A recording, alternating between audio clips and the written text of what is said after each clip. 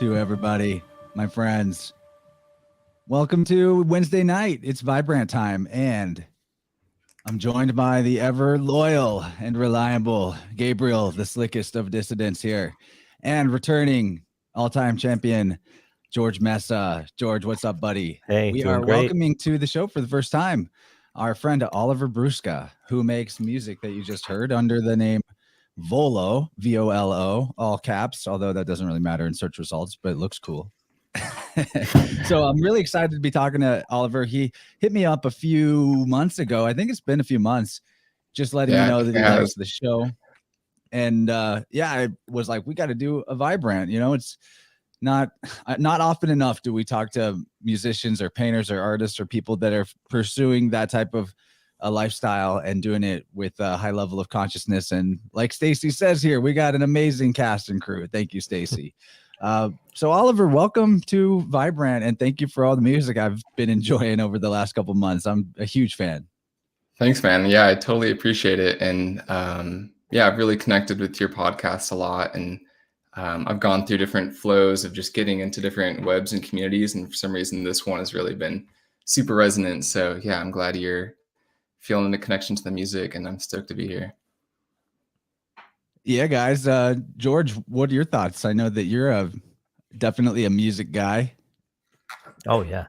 Well, I love the variety, first of all, especially in the genre that you're in. There tends to be a lot of, a lot of repetitive nature, kind of lazy stuff. Your stuff ain't lazy at all, and the production's great. And, the different instruments that you bring from different continents. And even when you have vocals, I think it's really complimentary. It's well done, man. It's coming from a great place. I think it's awesome. Yeah, thanks, brother. Appreciate that. Yeah, let's talk about it. What I think about your music is that in an age where so much is lower minded about music, I think music can be what it is. And I'm not necessarily like a purist, I'm not freaking out or anything, but there's been on purpose an engineering of particular types of music to lower the human consciousness. And when we look at the past, humans used music to elevate their minds to a higher ideal, whether it was a spiritual ideal or just some kind of social cohesion out of the harmony of music. And yeah, dude, I think that your music is in a place and played in places like you probably are bringing light to places where some of it is a little darker. Like I said, I'm not judgmental or anything, but I appreciate the spiritual elevating feel of the production that you do. I'd like to talk about that.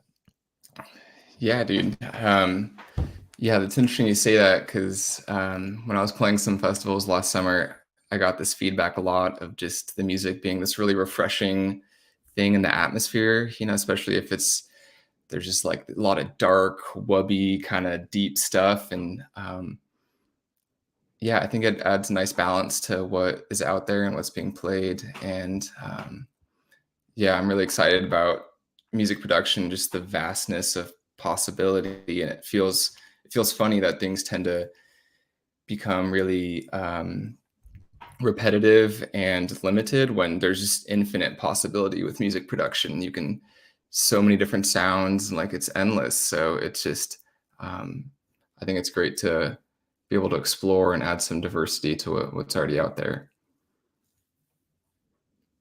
Yeah, dude, I'm curious about, what you've learned on your journey to where you're at now, from the point of being somebody like, I think I want to make music. I think I want to make this my lifestyle. I was always really sorry about the dog. I was always really interested at the beginning of creating the show, especially like, how do people make their passion into their livelihood? And music is one of the hardest places to do that. And so, obviously it's okay if there's other income streams and things like that to make it work. That's part of floating the boat. But, I'm curious about that adventure and that journey and connecting to the abundance of universe through this particular offering, because it's one that is so widely utilized and appreciated, which is music, yet somehow one of the hardest ones out there to make it doing, oddly enough. Dude, yeah, it's so real, and it's been such a journey. And I had this really deep feeling when I first started dabbling in music production, which was in high school. And I really had this feeling of like, oh wow, I'm this is something that's really, I feel good at. And nothing else felt so true in my life. Like it felt like the truest expression I had. I feel like so much of school system stuff and the way I was being pushed, like nothing felt like true and real, but music was this first thing that I was like, oh my gosh, I feel this immense freedom. And I was just like, I have to do this, you know, but everything was kind of, it felt like it was going against the grain in so many ways to choose a life where I was just sustaining off of music. But I was working at an insurance company when I was in college, and there was just like this terrifying feeling of just kind of seeing people that were much older and just seeing them being worn by a job they don't like to do. And I was just like, I have to just commit to music full on. And I gave myself like no plan B really. I was just like, right when I get out of school, I'm just doing it. And I don't know how it's going to work out. And yeah, it was a super big struggle, honestly, when I first got out of school and I was trying to be like, okay, I have to pay rent, get food, and I'm trying to just have everything be fully from music. And I just like really wasn't at the level where that was even possible at that time. But I was kind of, some people call it like stubborn, but I just felt like it was bold and courageous. And I just kind of went for it.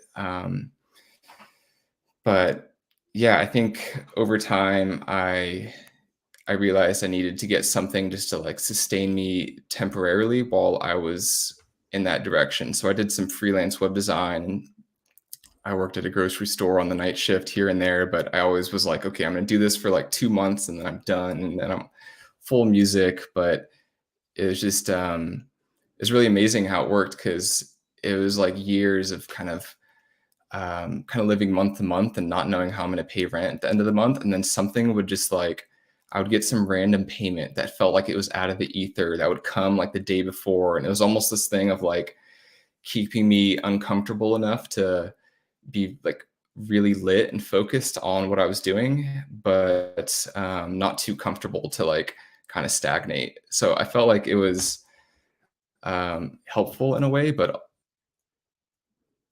really uncomfortable. Yeah, guys, you guys want to weigh in on this? I personally really appreciate what you just shared there about the like right at the moment it's needed. Universe was like, this is the way. You know, it wants us to not have a plan B. It wants us to go fully into faith of our like what we love. Yeah, you know what's coming to my mind, and this is like kind of picking up where George, I think 2 shows back with George, the idea that music is the Moshi, it is the music, it is the Moses, it's the Savior. Oh yeah, Moshe the initiate. Yeah, and you put your faith in it, and it saves you repeatedly. Mm-hmm. That's what I'm thinking about. What do you did you hear that show where they insinuated that Moses might be the music? Did you pick up on that? I think that's your insinuation, Gabriel, but I'm cool with it. No, but it's still. I think I was pointing out that the word music comes from is the same root MSE or MSH as Moses and exactly. and muses, of course, but like Yeah. that mim shen hey, yeah, like there's something about that. I think I was alluding to like the musical theory being a potentially a mosaic remnant in a way, but I've actually kind of backtracked on that. The more I've continued to, and universe is just putting music stuff in my lap, the more I'm seeing like, okay, maybe this structure and this language of music is for a good reason because of what happens when we go out of order too far with what music is socially acceptable, how that like, you know, it's a chicken or an egg thing. Does it cause social degradation or does it reflect social degradation? But, you know, we do what we can to be harmonious and bring order. Then maybe music being a difference between objectively good and objectively bad is actually okay. And that being sort of willy-nilly and experimental in the chaos too far isn't itself evil, but, you know, you learn things along the way and then you get stuff like the Rolling Stones playing Sympathy for the Devil and people killing each other in the crowd, happening more than once based on one song. And Mick Jagger's like, oh yeah, people always fight when we play that song. What's going on there? Yeah, if it's manufactured for the culture for a purpose, then that's choice C, I guess, where it does exactly what it's supposed to do over time, over a long period of time usually. But it seems like there really is this decade shift each time, 80s, 90s, 2000s, and the culture moves with it. Culture always moves with art in any direction, and I'm sure we'll end up discussing that at a whole bunch of different levels. But it's what we were saying about the music, soothing and healing. It gives back to you no matter what. Even when I've been injured, I was still able to play at whatever level I needed to. It was never in the way, unless I didn't have anything broken. But a bad injury in a finger or a bad back, it never. As soon as the music starts, I'm healed. I'm ready to go. Nothing's going to affect me. And maybe it'll come back when I'm done playing. But music doesn't necessarily give you money, but it gives you all the rewards you could ever want when you're either performing it or listening to it. Certain types, of course. So yeah, I agree with that for sure. Yeah, it feels really profound. Sometimes, just recently, I've gotten some messages from a few people. Occasionally, I'll get these messages that really hit and they're really deep, where somebody's like, going through a really dark time in their life, even sharing that they might be like borderline suicidal or just like in that phase. And, they'll say like, oh, I listened to your music and it gave me like a will to live or a will to survive. And it's like, what is that? That's such a profound thing that, just listening to sounds can do. So that's something I'm like, I see a deep healing aspect of music, but just there's so much there that can really do something that I think almost nothing else can do. Well, one of the things about your music itself, now that I'm thinking about this topic and reflecting on it, and it's hard to describe music verbally, whether or not people have heard it. So, I hope people go check out VOLO, and maybe we'll play another song at some point in the stream. But there's a consistency. I mean, not every song is the same by any means, but there's a consistency in terms of a feeling that I get when I hear your music. Now that I think about it, that almost does have that like epic hero in the movie at the clutch moment scene where it's like, I will survive, I will make it, like I will transcend whatever it is. And there's like that, there is almost like that calling to rise. And that's what I meant about elevation in your music. And so like even that sense of like, I don't know how I'm going to make it, but I'm going to keep going. That feeling of maybe even living a little bit miracle to miracle, as you were describing at certain points of your journey, that definitely that consciousness does come through in the music, and that could lift somebody out of like a dark place. I mean, it's literally lifting up in the consciousness of the vibe. So I love that about it.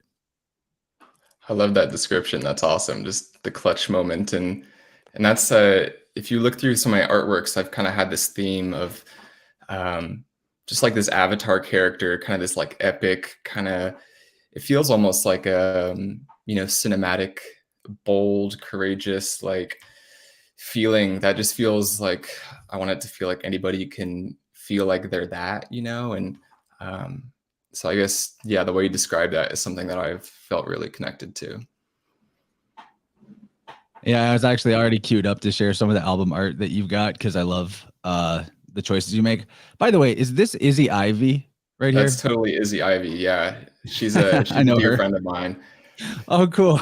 Yeah, she's on the show a long ass time ago. I've been meaning to someday invite her back. A friend of mine bought her tarot that's got her paintings in it. It's not really tarot, it's an oracle deck.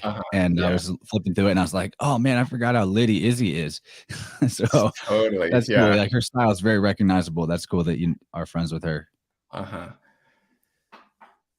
Yeah, I mean, maybe that's even worth talking about too, is one of the things that comes out of you doing what you do, and maybe you could speak on this, is you create opportunities for other people, right?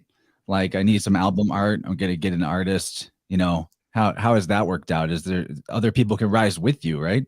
Yeah, I mean, that's been one of my favorite parts about just presenting and releasing music. I follow a lot of artists, like I'm a huge fan of art, and the artwork feels super important to me. Just it's the first thing people see, and it's how it's being presented.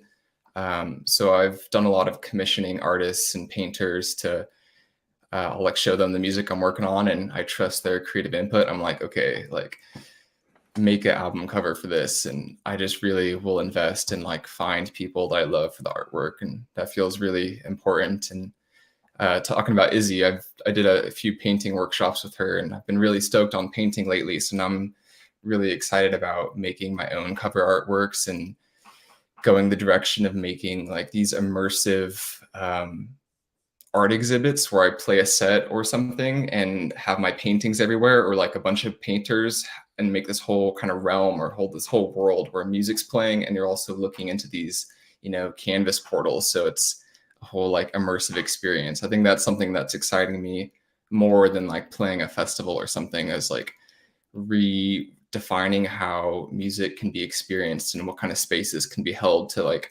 experience music, where it's not focused only on dancing, but like, you know, immersing into a whole nother world. So that's something I'm pretty excited about and trying to figure out for myself. I see a lion painting behind you. Is that one of your current projects? Yeah, totally. That's a current canvas thing. That's awesome. Do you identify as a Leo?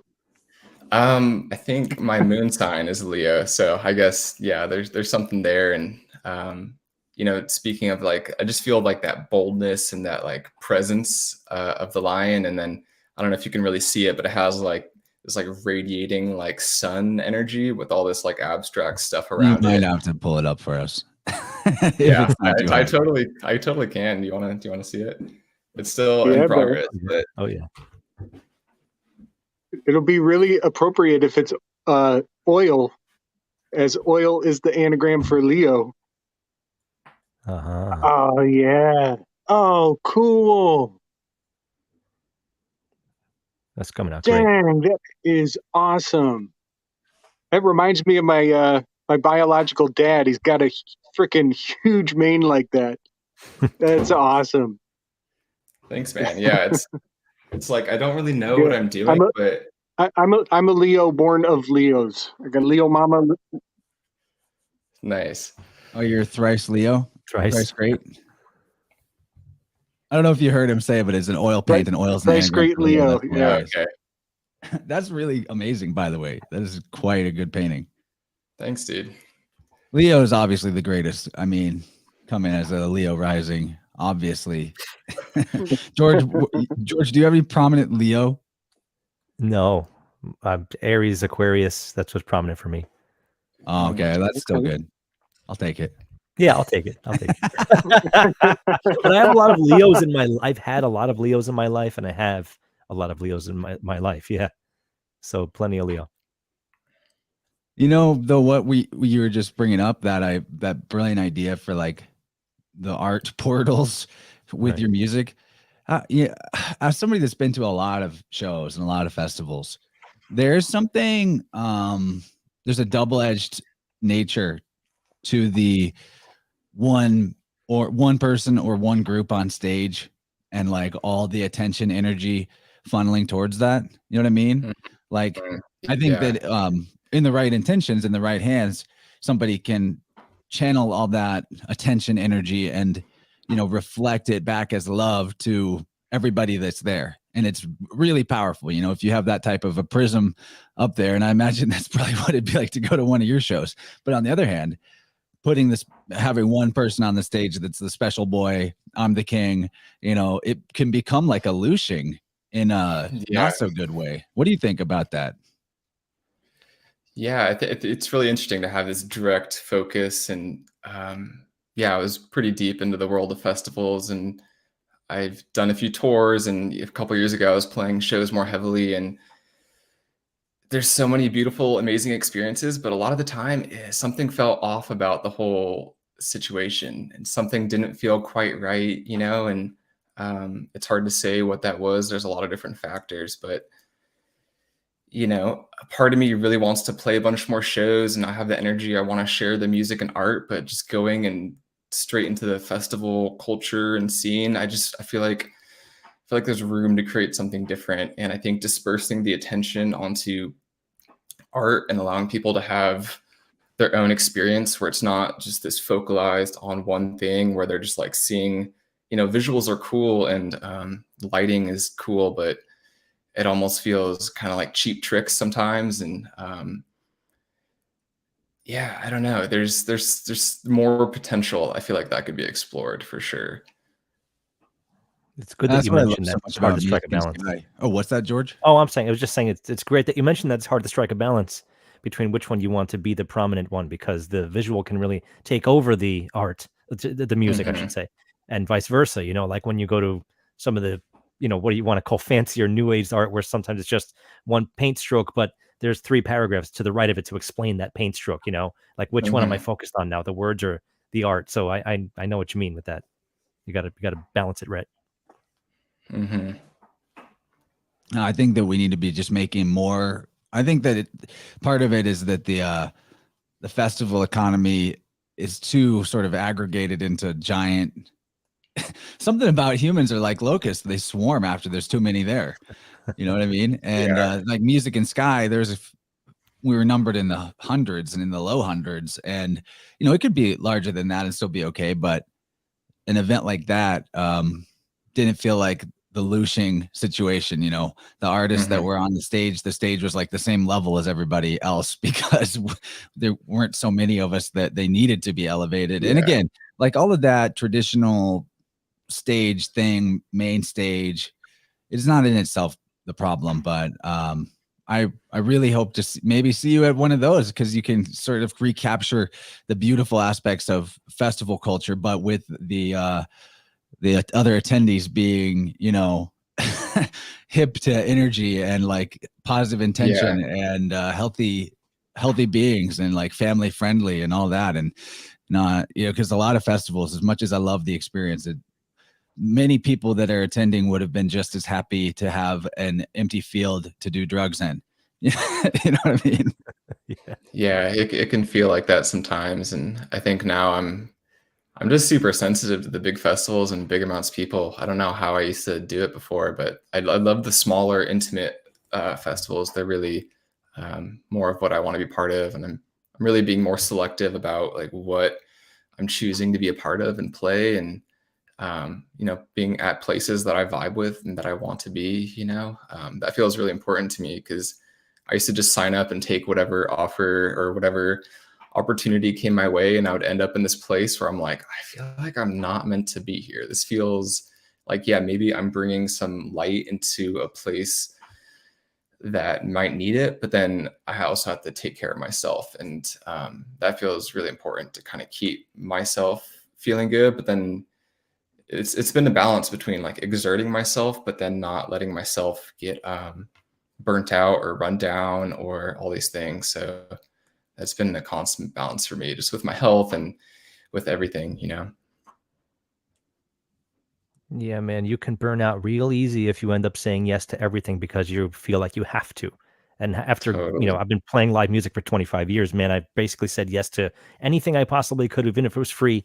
And of course you get burnt out, man. You get burnt out fast. And I didn't want to play some of those shows, especially the bar type shows, but same idea. Geez, yeah. It's the balance is very hard to make. And if you put yourself in a position where you finally can say no when you need to, that's great. That's a good thing. You know what you You need. can always You say gotta go no. with it. You can always say. That's what I'm saying. You know when it's right. You know when it's Owen Benjamin says that evil is defined by having no boundaries.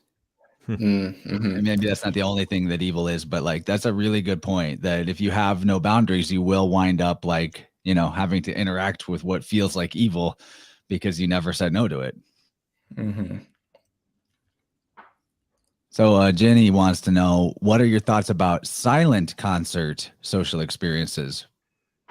This would be like, I've seen this at events before where like you walk into the disco and the DJ is playing, but everyone's got headphones, like over the ear headphones.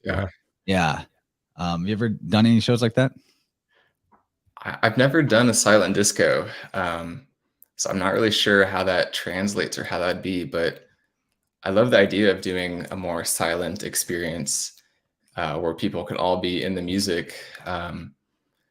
Yeah, I wonder how that would change things if where everybody's on the headphones and it's all synced up. That would be really, really interesting to see how that just shifts how, because the whole thing with the show when you're playing music is you creating this whole thing that people are all in together. So I'm curious if people are all in their own headphone zones, if it would have the same effect. I'm not too sure.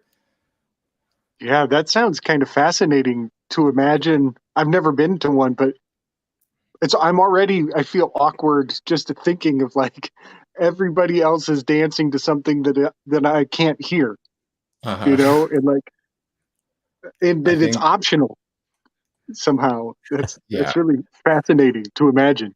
Right. And I know I think this sometimes would they have be, like a button and it's like there's an A B, you have red light, green light. So there's two different things at once. So you got to see the rhythm to see who's listening to what, You can kind of Mhm. like match up with the closest person or something. It's weird. It's definitely crazy. I think the cool potential of that would be if everybody had like really high quality headphones. Because I feel a lot of times it shows people just hear, you're not, it depends on the sound system, but you're a lot of times not hearing the depth of texture and layers and everything. Like, I love listening to music on headphones. It feels like such a different experience because it feels like I'm immersing into a world. And like when I make music, it feels like I'm in this atmosphere and I'm like in another world kind of. And so if people have like really high quality headphones, everybody can be immersing that much deeper. And then you don't have to worry about like, oh, if you're in this part of the room, it's kind of like the sound doesn't sound as great because, there's all this acoustics with being in a room and it's kind of hard to be in that sweet spot. So I think sound quality aspect of it is pretty cool. Definitely. Yeah, I see today it's got to be so tricky as a producer. I mean, I've never really tried my hand at it, but the question is like, are we making music for listening to in the car, or are we mastering this for playing through a phone speaker, or like, Yeah. what's is that a challenge? Yeah, it's totally a challenge. I feel like for me, I just make music for the way I would listen to it. And I mostly work on headphones. Like I've had nice studio monitors, and for some reason, I love the headphones experience. And that definitely has its drawbacks, but there's just something about it for me. And yeah, when you play it on phone speakers or a little Bluetooth speaker, you're just like, you're hearing a fraction of the music. But, there's a lot of people that will make music that's kind of more geared towards that or is more simplified, which is totally fine.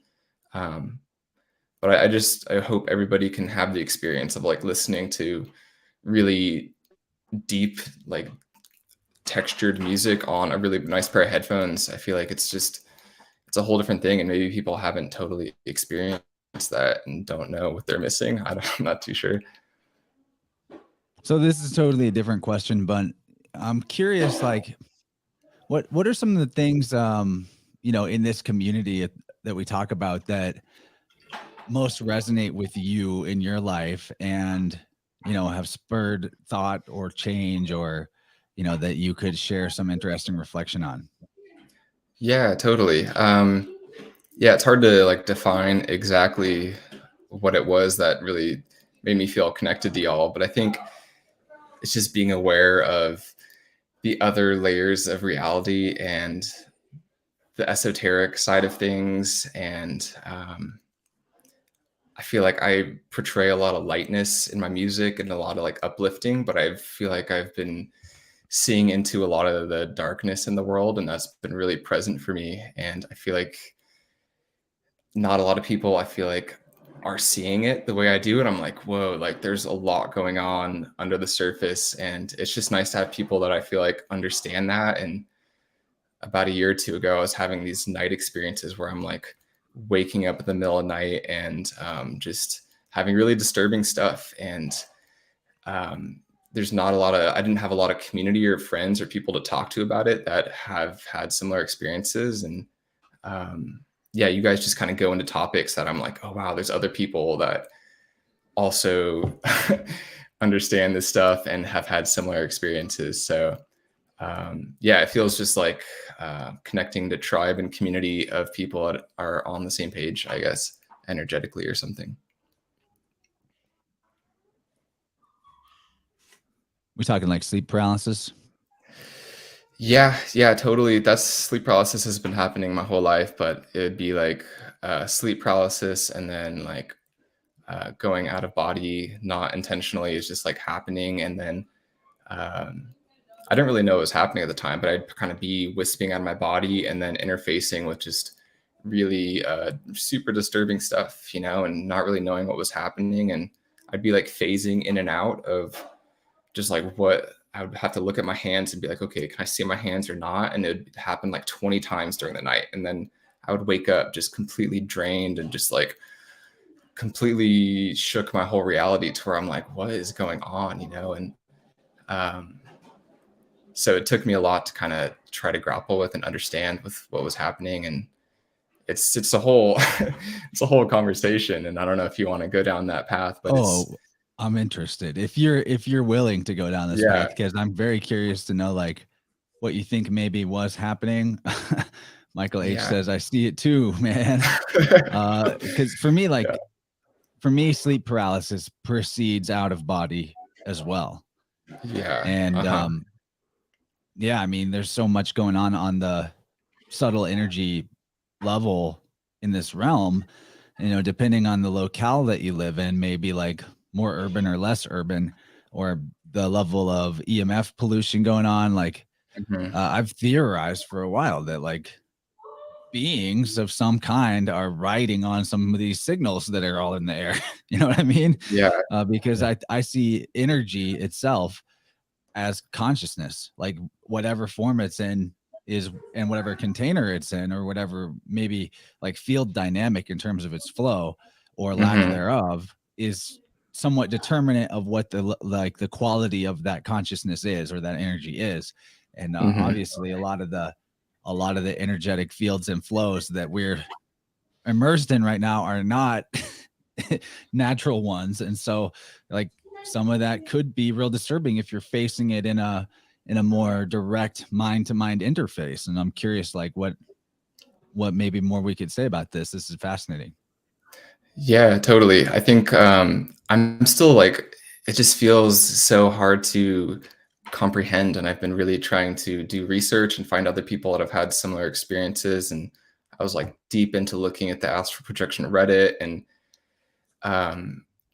I've had sleep paralysis. I'd be concerned about the quality of information from anything. Yeah, totally. And I'm like, how do I wish I had somebody that was like this old wise person that was like, ooh, yeah, you're having these things, let me teach you. But I just feel like I have no one to guide me, you know, and I'm just going and I'm being like thrown into water and trying to learn how to swim in this other realm. And you get to be your own teacher though. There's like there's a strength in that too though.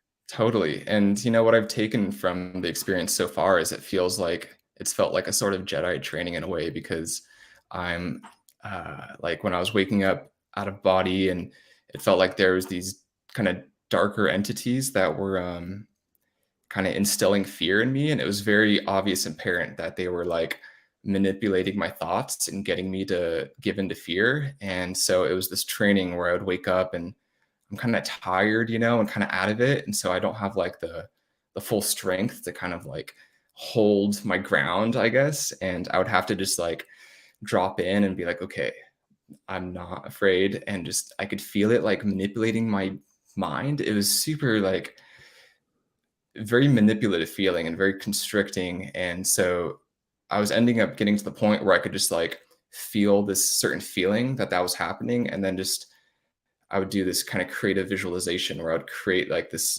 like sphere around me, and I would just like hold my ground and just like not give into fear.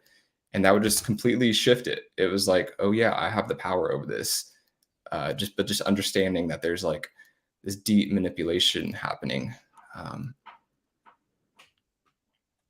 It's like a banishing ritual. Yeah, something like that. And, you know, I feel like I was just intuiting these things as it was happening of like, oh, maybe I should like create this sphere of light around my room. And I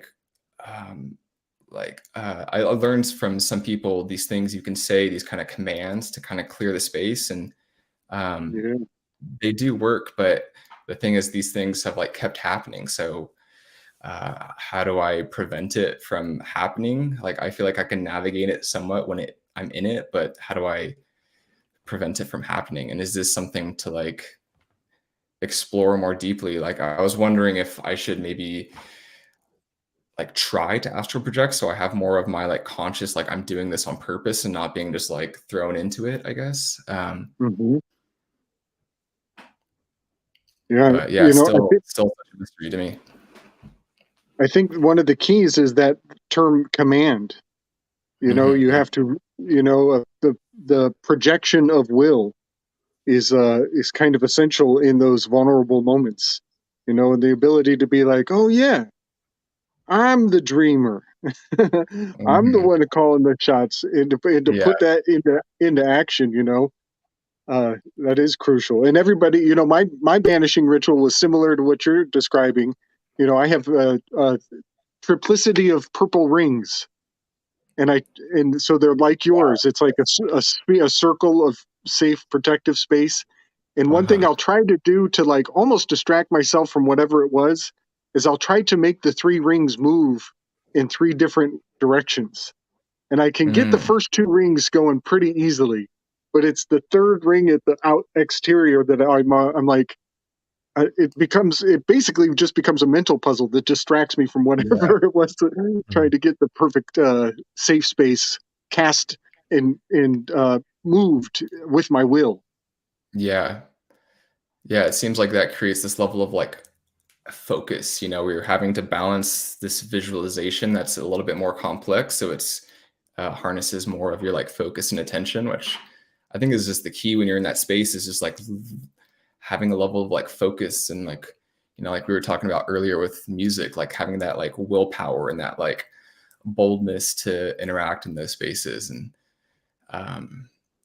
I don't know how this all translates into my music expression. I feel like with my art, I've been more able to express these things because it's more visual. But yeah, there's definitely something there of like learning how to hold yourself and how to like exert your will upon like your sphere. It's just a really interesting thing. It's way harder Hocus to translate pocus. into music, that's for sure. Hocus pocus, yeah. It's focus. Hocus Hocus focus. pocus. Oh, I like that. Yeah. It's so much harder to put this into music. It really is. It's hard to make the kind of dissonance that you may be experiencing in your life or hearing or seeing in a nightmare. Musically speaking, it's tough. It's tough to make it a palatable song, I guess is the best word to use. It often doesn't fall into a typical song category. I mean, we often have a repetitive kind of hypnotic rhythm that repeats at least over the section of the song to give you that stability, that place where the melody can live, the place where the chords can exist, and kind of give the expectation to the listener after a few times through. This is already beyond what you may be trying to represent. Art is an easier way to kind of place it down, and I agree with that. The way you have to manipulate time musically automatically puts you in a position where you almost have to do that, and you have to prioritize that on top of whatever kind of emotion you're getting. And it's hard. You have to mix major and minor chords. You have to mix all these different sounds. You can't stick to just this one thing. The emotion comes from the collection, and it's tough. It's tough because I used to have crazy night terrors. I barely slept for years, and I was playing a lot of bass overnight. I was kind of got the most practice time in. I was still hanging out with my friends till whenever. So I would come home and be like, I don't even know if I'm going to sleep tonight, because they were waking me up. And I am the happiest person you've ever met. I'm the luckiest guy I've ever met. I have no reason to have nightmares. I've never even been in a fist fight. I've had a very wonderful life, and I had crazy nightmares like I couldn't believe. But it kind of got me to do something that I needed to do, I guess. I don't know how else to look at it, because it showed me lots of things. It almost prepared me for anything. Thankfully, none of those things have happened, but I'm ready for it mentally. I already did it. I've been there already, And I always feel like you were saying, Chance, they're just kind of out there. Why else would I have received such weird dreams if it wasn't on my mind? Or, maybe I watched a lot of horror movies, but it wasn't that stuff either. It didn't look like that at all. It had nothing to do with it. So it's almost like something's tapping you on the shoulder just because it happens to be in your area, in your realm, Yeah, so there's a million ways to look at it. Yeah, and I did notice it was different in different, like if I was sleeping in different places, it was definitely definitely affected by where I was. And like what's great is were the saying, tuning chance, forks. I do. Mm-hmm. You can clear a space out with those. You can feel it right away.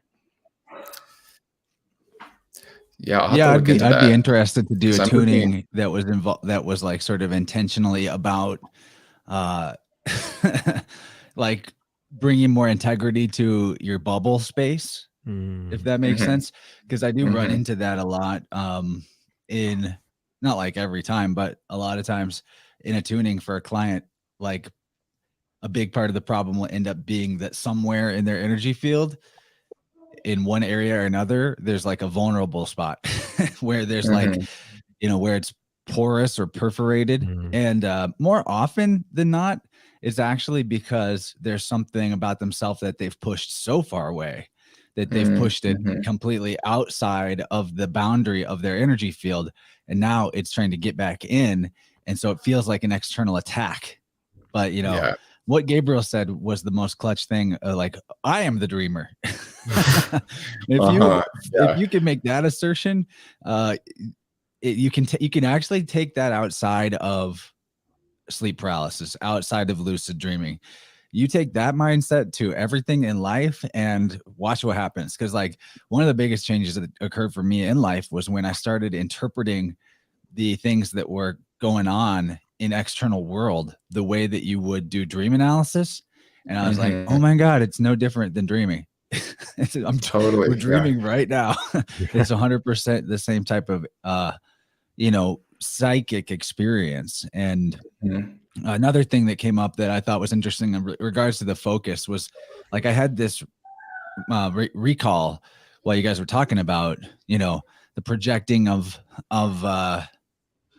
protective light and energy. I had this recall of when I was a little kid riding in my parents' car and looking out the window. And whenever I would look out the window and watch, watch the fences go by and everything kind of in that blur, I would Mhm. see, there was this being that I would see all the Mhm. time when I was a little kid.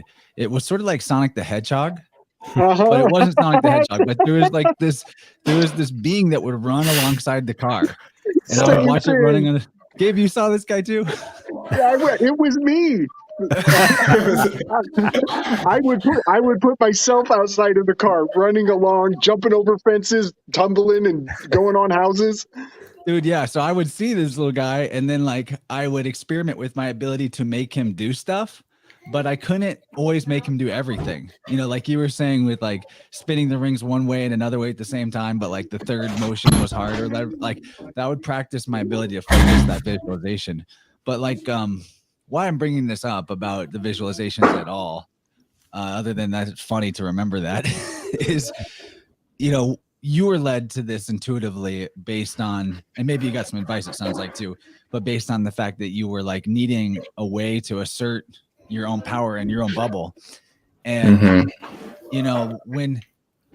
When people don't have the visceral experience of like seeing the beings or being in sleep paralysis, or like, their third eye isn't super active. Maybe they don't even have much of a capacity to visualize at all. That even in that place, in terms of third eye ability,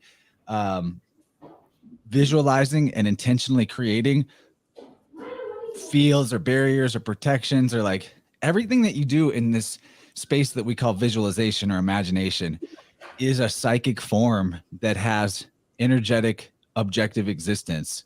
And so like, you were experiencing on a one-to-one level of like, I see that over there and I'm making this right here, and this, it's all in the same spot. But like, people can actually do way more than they realize with this power of intentional visualization, even if they're not seeing the beings that might be like attacking, or like, I'm not saying that there's external beings attacking.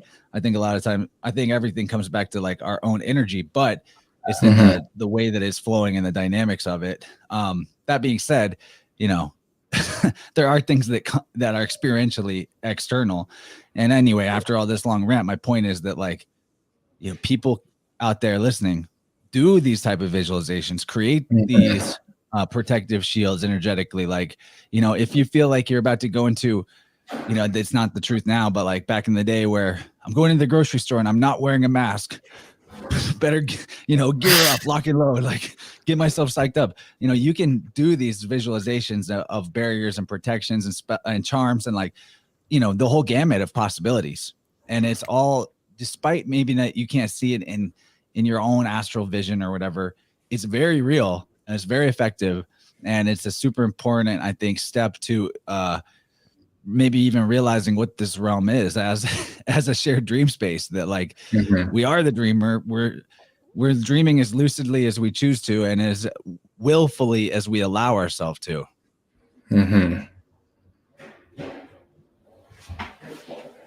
There was no question in that, but like somebody take it. Yeah. What that kind of reminds me of is I sort of recent had like a psychedelic experience that kind of gave me some more information about just the sphere and surroundings around me. And it was a really kind of difficult experience where I felt like I was just being like pulled into like chaos almost and just kind of like fractaling off. And it didn't feel good, but I felt whenever I did any sort of geometry with my body, it rippled off and changed my whole sphere into a more pleasant environment. So if I just was kind of like intuiting these mudras, and then it would just, whenever I did it, it would instantly shift my whole sphere and space around me, almost like crystallizing around. And I all of a sudden had this realization of how important yoga is, and these like movements and geometries of our body and how that's shifting our sphere. And yoga has been a big practice for me. So I felt like I was like, oh yeah, I get it. This is more than just like good for my muscles, my body. This is creating these shapes that are affecting my sphere and kind of like creating that space around me that is the space I want to be a part of, Well said, man. Well said. Even just having a finger in a different direction than usual can change everything. You feel your pulse change, you feel your mindset change almost immediately. Just like when you try to, take yourself down from a certain emotion, try to change your breathing pattern. It's the same concept. You're right about the yoga being the geometry, definitely. And same thing with dreams. You can dream it. Like you're saying, you are the dreamer, but in the dreams, you can control things if you put that kind of mindset into a moment when you may be, set up with a situation you don't think you can get out of, in a nightmare, let's say. If you just change whatever your avatar is at that moment, if you change it into even something simple like a triangle, if you think you can, that might just totally change the focus of the dream, might put it in the right direction. Yeah, I totally agree.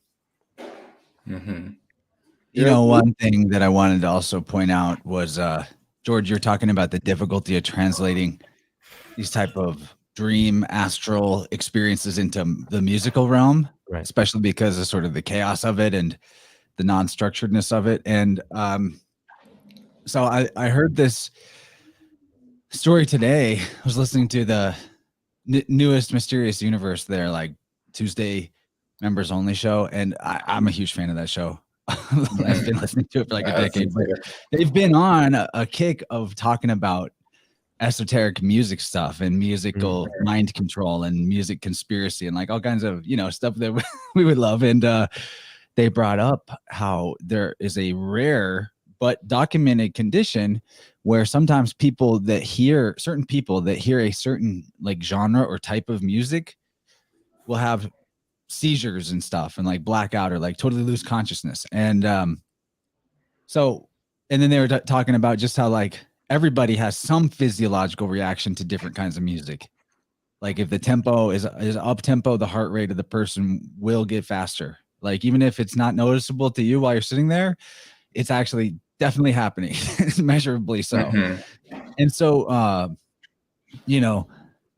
music is this weird container of the consciousness of the person who made the music. And it can be, I think, healthy and helpful for the musician to create music out of what they're struggling with or out of their trauma or out of their hard feelings. And then like, because it's better out than in, that's a valid form of expression that can help somebody like integrate. But because now once it's out, you can see it and now you know what it is, and that helps your body adjust and tune itself. But I would be, I would be actually like, I would be a little concerned about about showing people or listening to the type of music that came out of, sort of demonic attack, sleep paralysis experience, if you were authentically trying to capture the feeling and the consciousness of that, because it would be like, it would be like that note, like done, like a surprising, shocking note. It'd be like, you just played that forever, like for 30 minutes with no resolution or something, and like, I don't know how that would go for the physiology of the person. But then the feeling of resolving it, or the feeling of like, understanding the dream and being the dreamer, that type of feeling put into music could be really helpful physiologically. But it's a wild world to like start to explore the deep effects that this music stuff really has on us. And, like to the extent of how it affects plants, that I found out from listening to them, how you play classical music to plants and they're going to grow better. And then for even seeds that come from those plants that grew better will retain the benefits, even if those didn't grow with any music. And it's like for generations to come, that music like made the plants stronger. And so, what are we doing with like our Cardi B's or whatever they're called?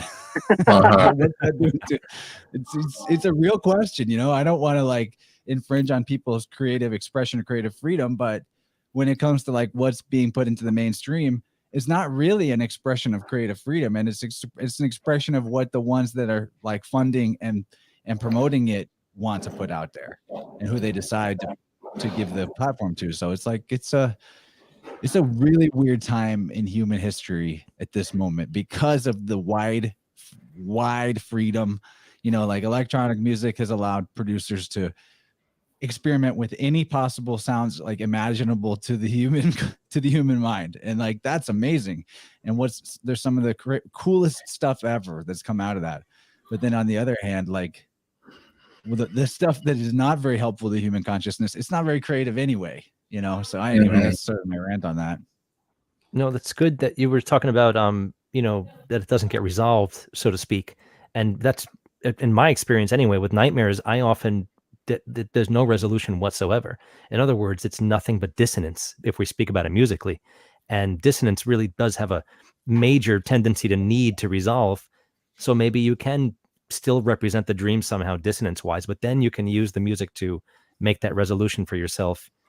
Even if you don't realize it, it could be a subconscious, resolution for yourself to get past whatever it was, hopefully, until the next one occurs, of course. But what about everyone else? I mean, my experience really, when I have nightmares, there's never a resolution. I wake up usually, and I don't. The dissonance is just there.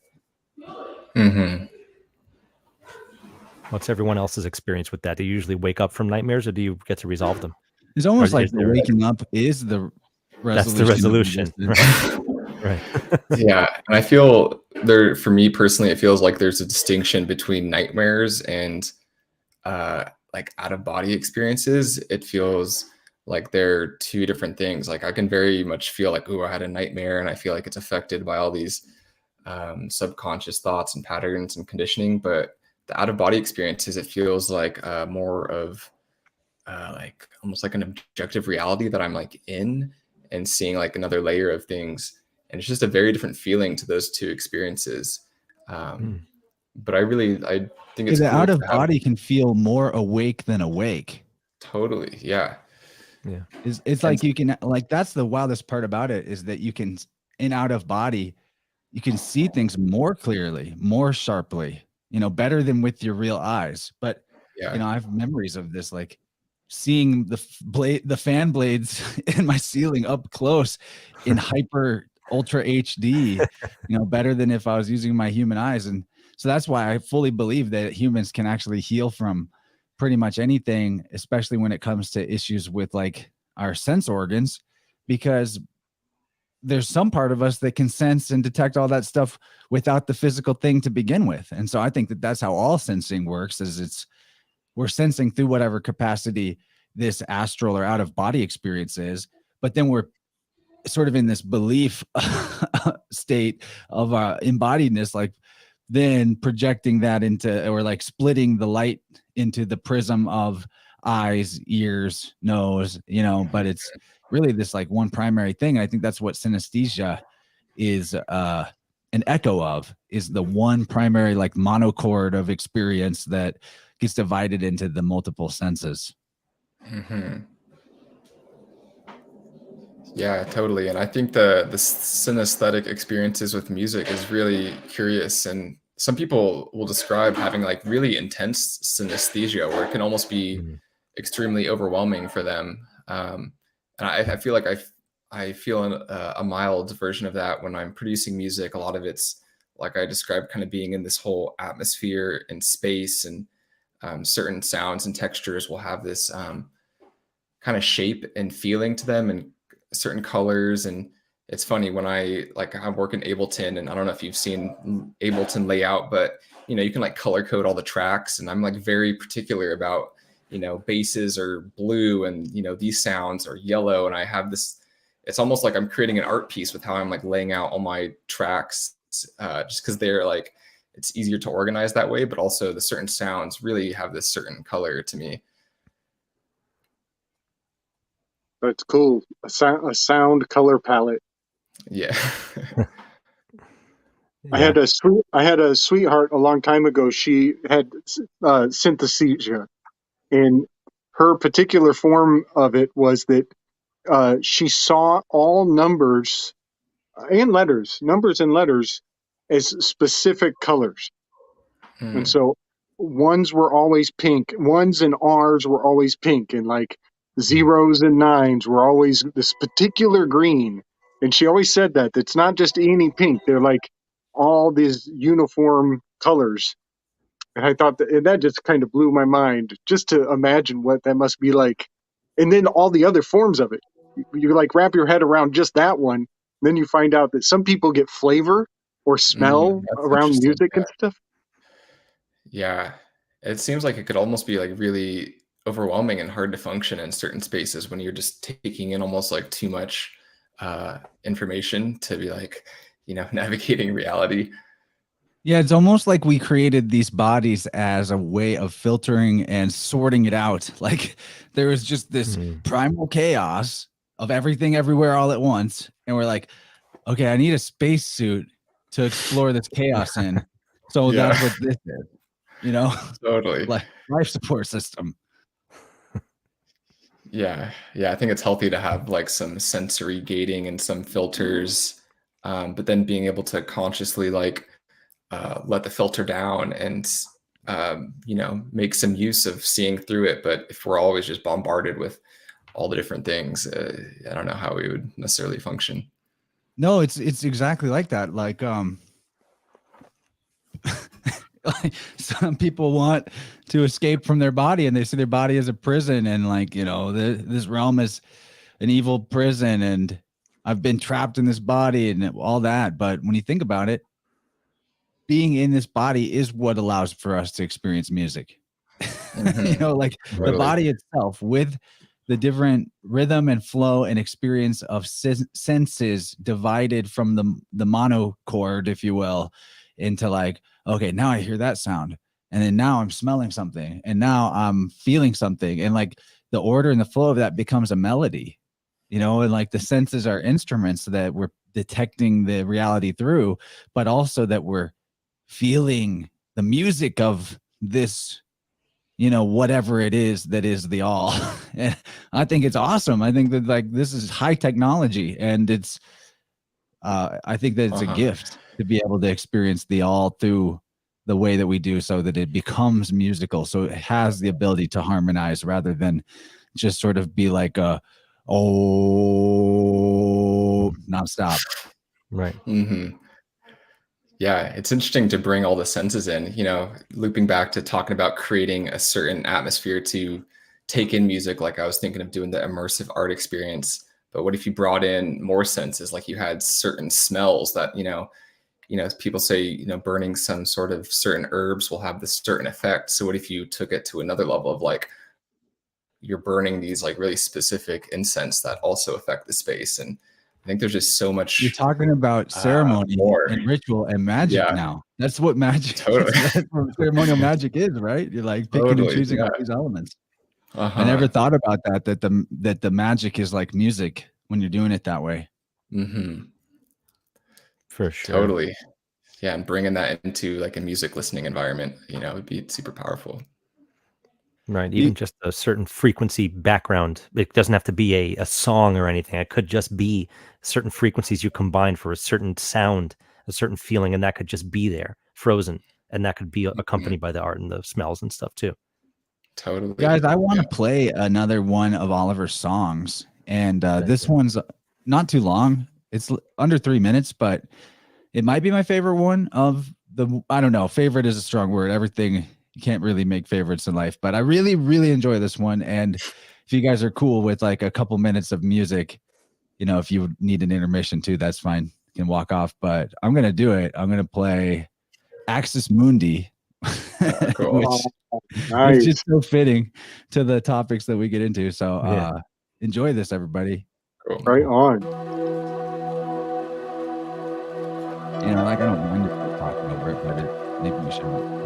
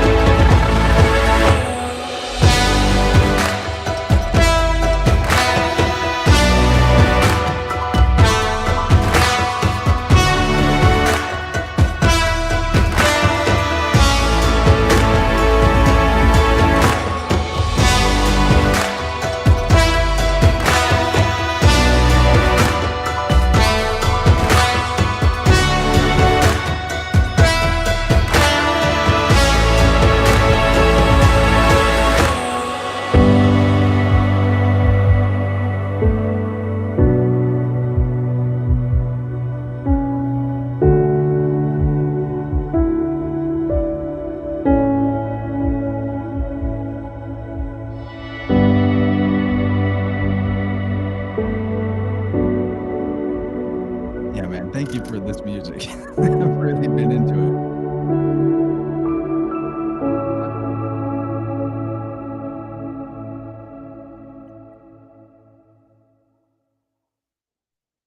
Thoughts, Wow. reactions?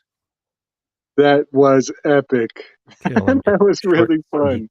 Short and sweet, little trombone action, right? That was sick, man. Yeah, the horns caught me.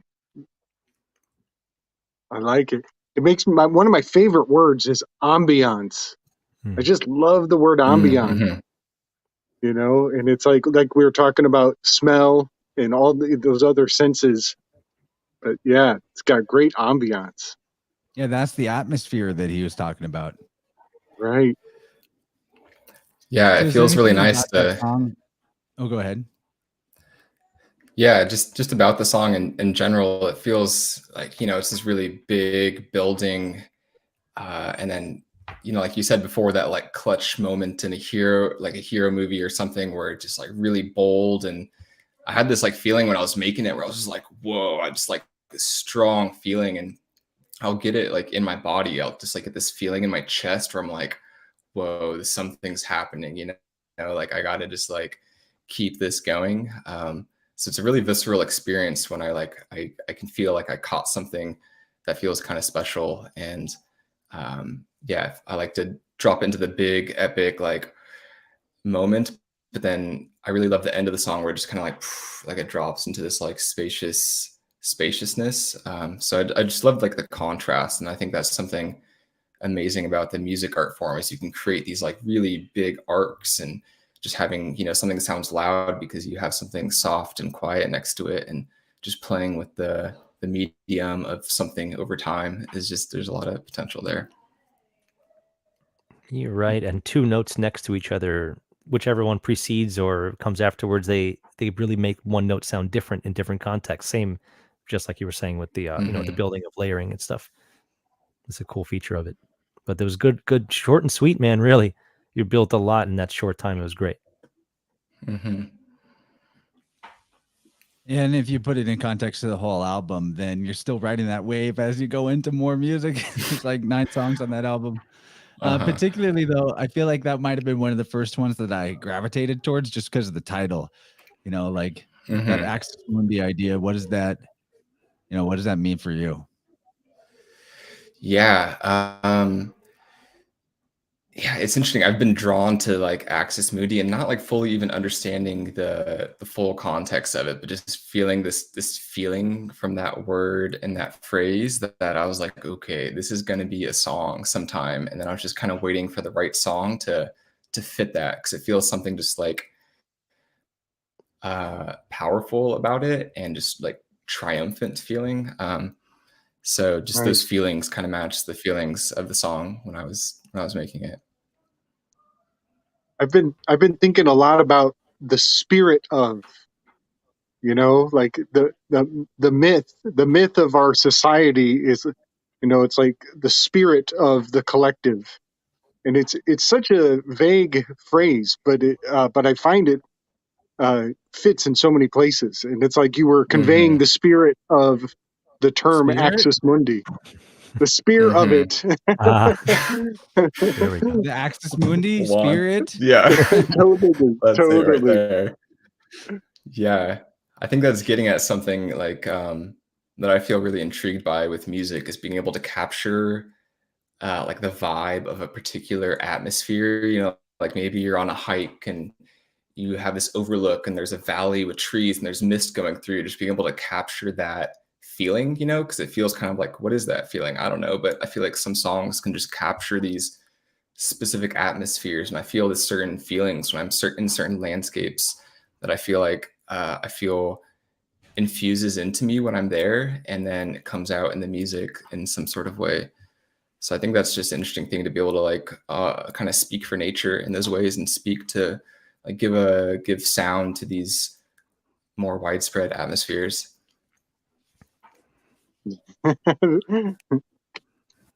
I did break the fourth wall back there. That's funny. Brady says, where or what does your connection to the adventure or the journey come from? To the energy of the hero? Yeah, that's interesting. You know, I feel like it kind of plays a little bit into what we were talking about in the beginning of just even choosing to do music in the first place has felt like just a courageous, bold, heroic act to just follow what felt the most true to me, even though, you know, maybe I wasn't having support from anybody in my close circle, and had to just like be the hero of my own situation and just be like, I'm like taking control of my life and I'm doing what feels real and trusting, and you know, just feeling my own life as this like this movie scene, and I'm in this like this choice of how I'm like choosing to navigate it, and just choosing the like heroic heart-led path versus the other option to that, you know. And so I think I just connect to that just through my own life experience, and maybe that's why life threw me in that experience of it being not easy, so I could like channel that feeling and then emanate it to other people. You know, one thing though I left on the table, you know, speaking about channeling things to other people, it's hard for, you know, those of us with the right intention, or I say right, the positive intention, or the harmonious intention, maybe is finally the best word I'll settle on. The coherent, harmonious, orderly intention. It's hard to imagine the opposite existing, but in an infinite universe, it must. So, you're like channeling this coherent, harmonious, strengthening, uplifting intention through your music to people. But at festivals, man, and again, it's just like a microcosm of the whole world. So there's both, there's all flavors of vibration there. It is what it is. But I've seen, while in chakras blasted open on plant medicine type states, I've seen intentional like sending of the opposite onto people. I have a specific memory of seeing this sort of like, it was so weird that there was like a gang of them. There's like 4 or 5 of these dudes. I swear there's like a 30,000 person music festival. These guys were wearing like black hooded robes, like literally like cartoon evil sorcerer wizards or something. And they were it was almost like they were just imperceptible to most people there. Like they had some sort of cloaking spell. I don't even know how to describe it, like a glamour, as they call it in the occult.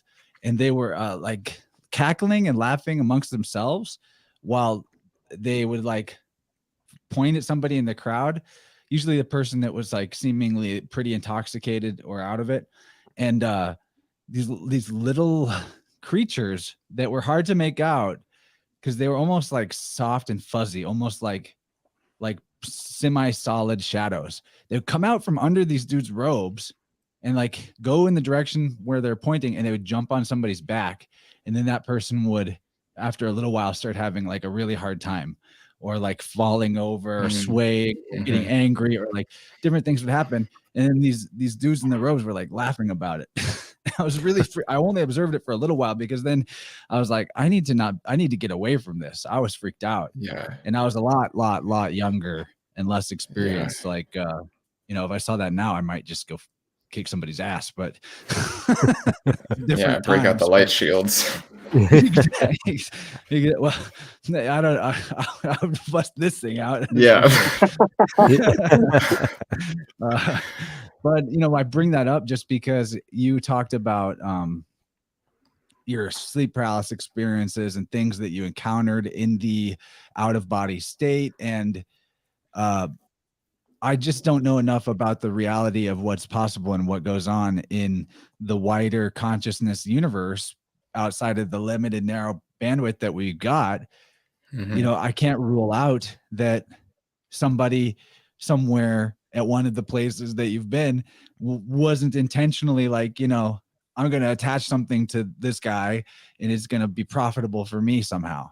I don't know the full dynamics of like, looshing and sorcery and all that. So I don't bring that up to freak you out, but just like, cause you always have the power as the dreamer. And it's like, even everything evil serves God in the end, because it only makes, the good and the orderly shine through stronger as an obstacle that strengthens. But, I'm just thinking about all that stuff from your stories and totally. Yeah. What you think about this. Yeah. I appreciate that, like, insight and reflection, and weird shit for sure happens at festivals. It's a crazy place. And I think it's interesting because people are very energetically vulnerable, I feel like, so I could see how that would attract people that are going after that.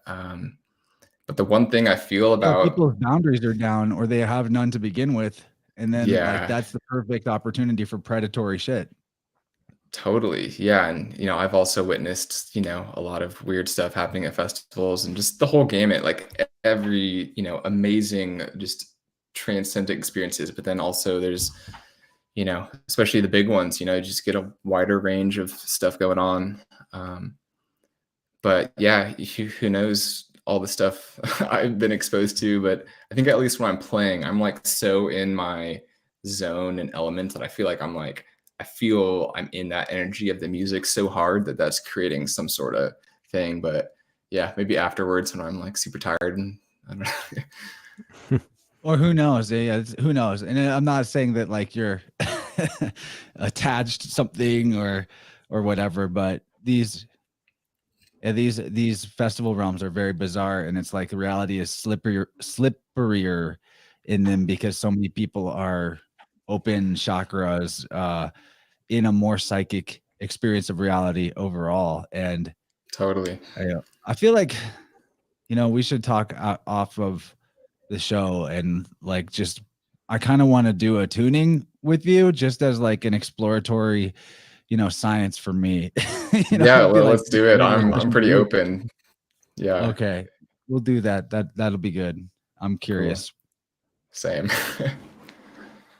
I think about that the show that we did with Jerry Marzinski, and how I don't know if you guys are familiar with Jerry's work, but he's worked with extreme schizophrenics in a clinical setting for a very long time. And he's had a lot of success with working with them, but in his case, particularly because he has come to believe that a lot of these people's experience, even though they're individual to the client, that they are real, and that by engaging them and treating them as though they're real, and even entertaining the presupposition of these spirits that are haunting the people, that Jerry has had way more success in giving these people really strong guidance in fighting the good fight in the unseen world. There's a lineage of psychologists that have done that, which Yeah. breaks the rules of Right. mainstream. Big You're time. not supposed to. I think like if you worked at a mental hospital, you can get fired if you try to help the patients there deal with their voices as if they were real voices, or like Exactly. I've heard Definitely heard that. stories of like patients trying to do exorcisms for each other, and like the staff breaks it up like, no, you can't do that. Wow, really? You're like, what are you healing this guy? For you to be in the loony bin here. Yeah. There'll be no healing here. Right. Yeah. So one thing that I've come to realize is, for me, what Jerry was talking about, he's some of his advice for some of the clients was like, okay, well, now you need to, when the voice comes, you visualize yourself stuffing the voice with the mouth of the voice with cotton balls, and then duct taping the face of the voice shut so that it can no longer speak. And then he gives that as clinical advice for them to go, and they do it. They do these creative visualizations, and they work. And so Jerry takes note. In the next client he has, he says, okay, you're going to stuff it full of duct tape and tape it shut. Or he'll give them like, I think it's Psalms 23.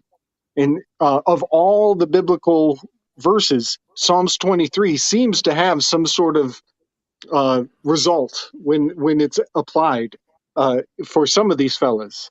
It's like Depending on hydrochloric acid against demons. right, like in the movie It, where he says, "This is battery acid, you slime," and then he sprays him with his inhaler, and his inhaler actually fights off the clown. But yeah, that so for me, I relate to that as a martial artist. And I realized that, I've been fighting invisible monsters since I was a child. And I got really freaking good at it to the extent where now I have really fun dreams. when things get scary, I just flip on the superhero. Yeah, you're just an action hero. Yep. See that. What we're talking about too, I want to bring up like what has been effective for me whenever I've encountered demonic, if you will, entities, is you could actually defeat them with logic too. And so what we're describing, like these creative visualizations, using imagination to combat the stuff that exists or that's attacking us through the mind or through a psychic plane, like out of body is a more psychic plane, even though there's sort of like a tangible coherent reality to it, and that there's even consensus reality aspects to it. It's still, you're interfacing with it through a psychic level, and technically all of this is the psychic plane. There's not a distinction. This is a mental realm. But what I've noticed is that, okay, so you have the concept of Jehovah, which is like, I really liked how Clint Richardson defined Jehovah. And there's different reasons to define tetragrammaton or Yah or the supreme being in different ways. But like when we're talking about the idea of the most high, it's essentially, you know, to boil it down to the simplest terms, we're talking about the self-existing original impulse for existence to exist. So like in the most basic level, we're talking about the spirit that animates nature. And if you could boil it down to one word, it is existence, or self-existing, you know, no beginning, no end, no other creator. It's just the is what it is, the I am, what have you. So when we're talking about things that are like demonic or satanic, just learning the meaning of words helped me a lot, because Satan means adversary. So if you're dealing with a being that is adversarial to this idea that we are calling Jehovah or God or the Most High, and that thing that, you know, the Most High or the original being, the creator, is existence itself, then what is adversarial or opposite to existence is non-existence. So you know, I think that this is more conjecture for me, but I think that maybe some of the beings that people encounter that attach to them or attack them psychically, or like the schizophrenic stuff, might even be like a pyramid scheme in the astral or psychic Astral realm. pyramid. That, like, seriously, I think hospitals might be a factory for this. That there's like entities waiting at the hospital for somebody who's in a lot of fear to come out of their body, and they're like, oh, don't go into the light. If you go into the light, you're going to be punished for how naughty boy you were. And, you know, you don't want to go meet God. You'll be punished. So just do what I say. And our master will make sure that you continue to exist and you don't have to go to hell. And then, like, it's a Ponzi scheme where all these different beings are in sort of like a middle management position with a manager above them, and there's nobody at the top. Like, I've always thought that the reason why the capstone's missing on the pyramid is because nobody's in charge. And that's like the ultimate conspiracy, is that it's just sort of like rival managers fighting for power in the corporation, which is a dead body. So my point in all this is that when I've encountered in the past demonic type entities or energies, or I felt like there was some sort of poltergeist in the space, you know, sometimes for very good reason, like stuff moving around that shouldn't, in a way that had a bad or malevolent feeling to it, is you just announce to these beings of like, whatever deal you made or whatever master you serve or you think you serve or that you are afraid of angering, it doesn't exist. Like, you're serving non-existence itself, and you are afraid that if you don't serve this non-existence that you don't even realize doesn't exist, you're afraid if you don't serve this master, then you won't exist. But the irony is you're avoiding going into the light, which would allow you to redeem yourself and even become incarnate and have an existence and a life again eventually. So in the service of that which doesn't exist, you are preventing yourself from existing. And all you are is a thought in my head right now. like every time I give that speech, like I felt it right now. Every time I give that speech, I feel like a lightning in the air around me. Like something is like, oh, damn, you're right. Okay, I guess I'll go into the light, because they can be reasoned with. So that's kind of a logical way of approaching it. Yeah, totally, man. What do you think, Chance? Anything ancestral with any of this? From time to time, it may be, in my opinion. Yeah. Like another, you know, tap on the shoulder from an ancestor or something along those lines. Yeah, I think so. There's even a place in the biofield that ancestors. Yeah, the ancestral rivers, right? Yeah. Yeah. Right. I ran into that last week. That's not every session. It's maybe not even 1 in 10, but every once in a while, I'll be like hitting the spot of the ancestral river, and I'll be like, what is this? Oh, there's the ancestral river right there. And there'll be reason for that. And as soon as I make the connection that I'm touching the ancestral river with the fork, then a message will pop in my head of like what the ancestor wanted to say. It's very bizarre. And it'll be like, boop. Okay, this is it. This is the message. So that's the thing too. I mean, I can't define it, but that which exists always exists. And so our ancestors continue to exist in some level, even even if that level is simply that we exist and we are an extension of them. Mm-hmm.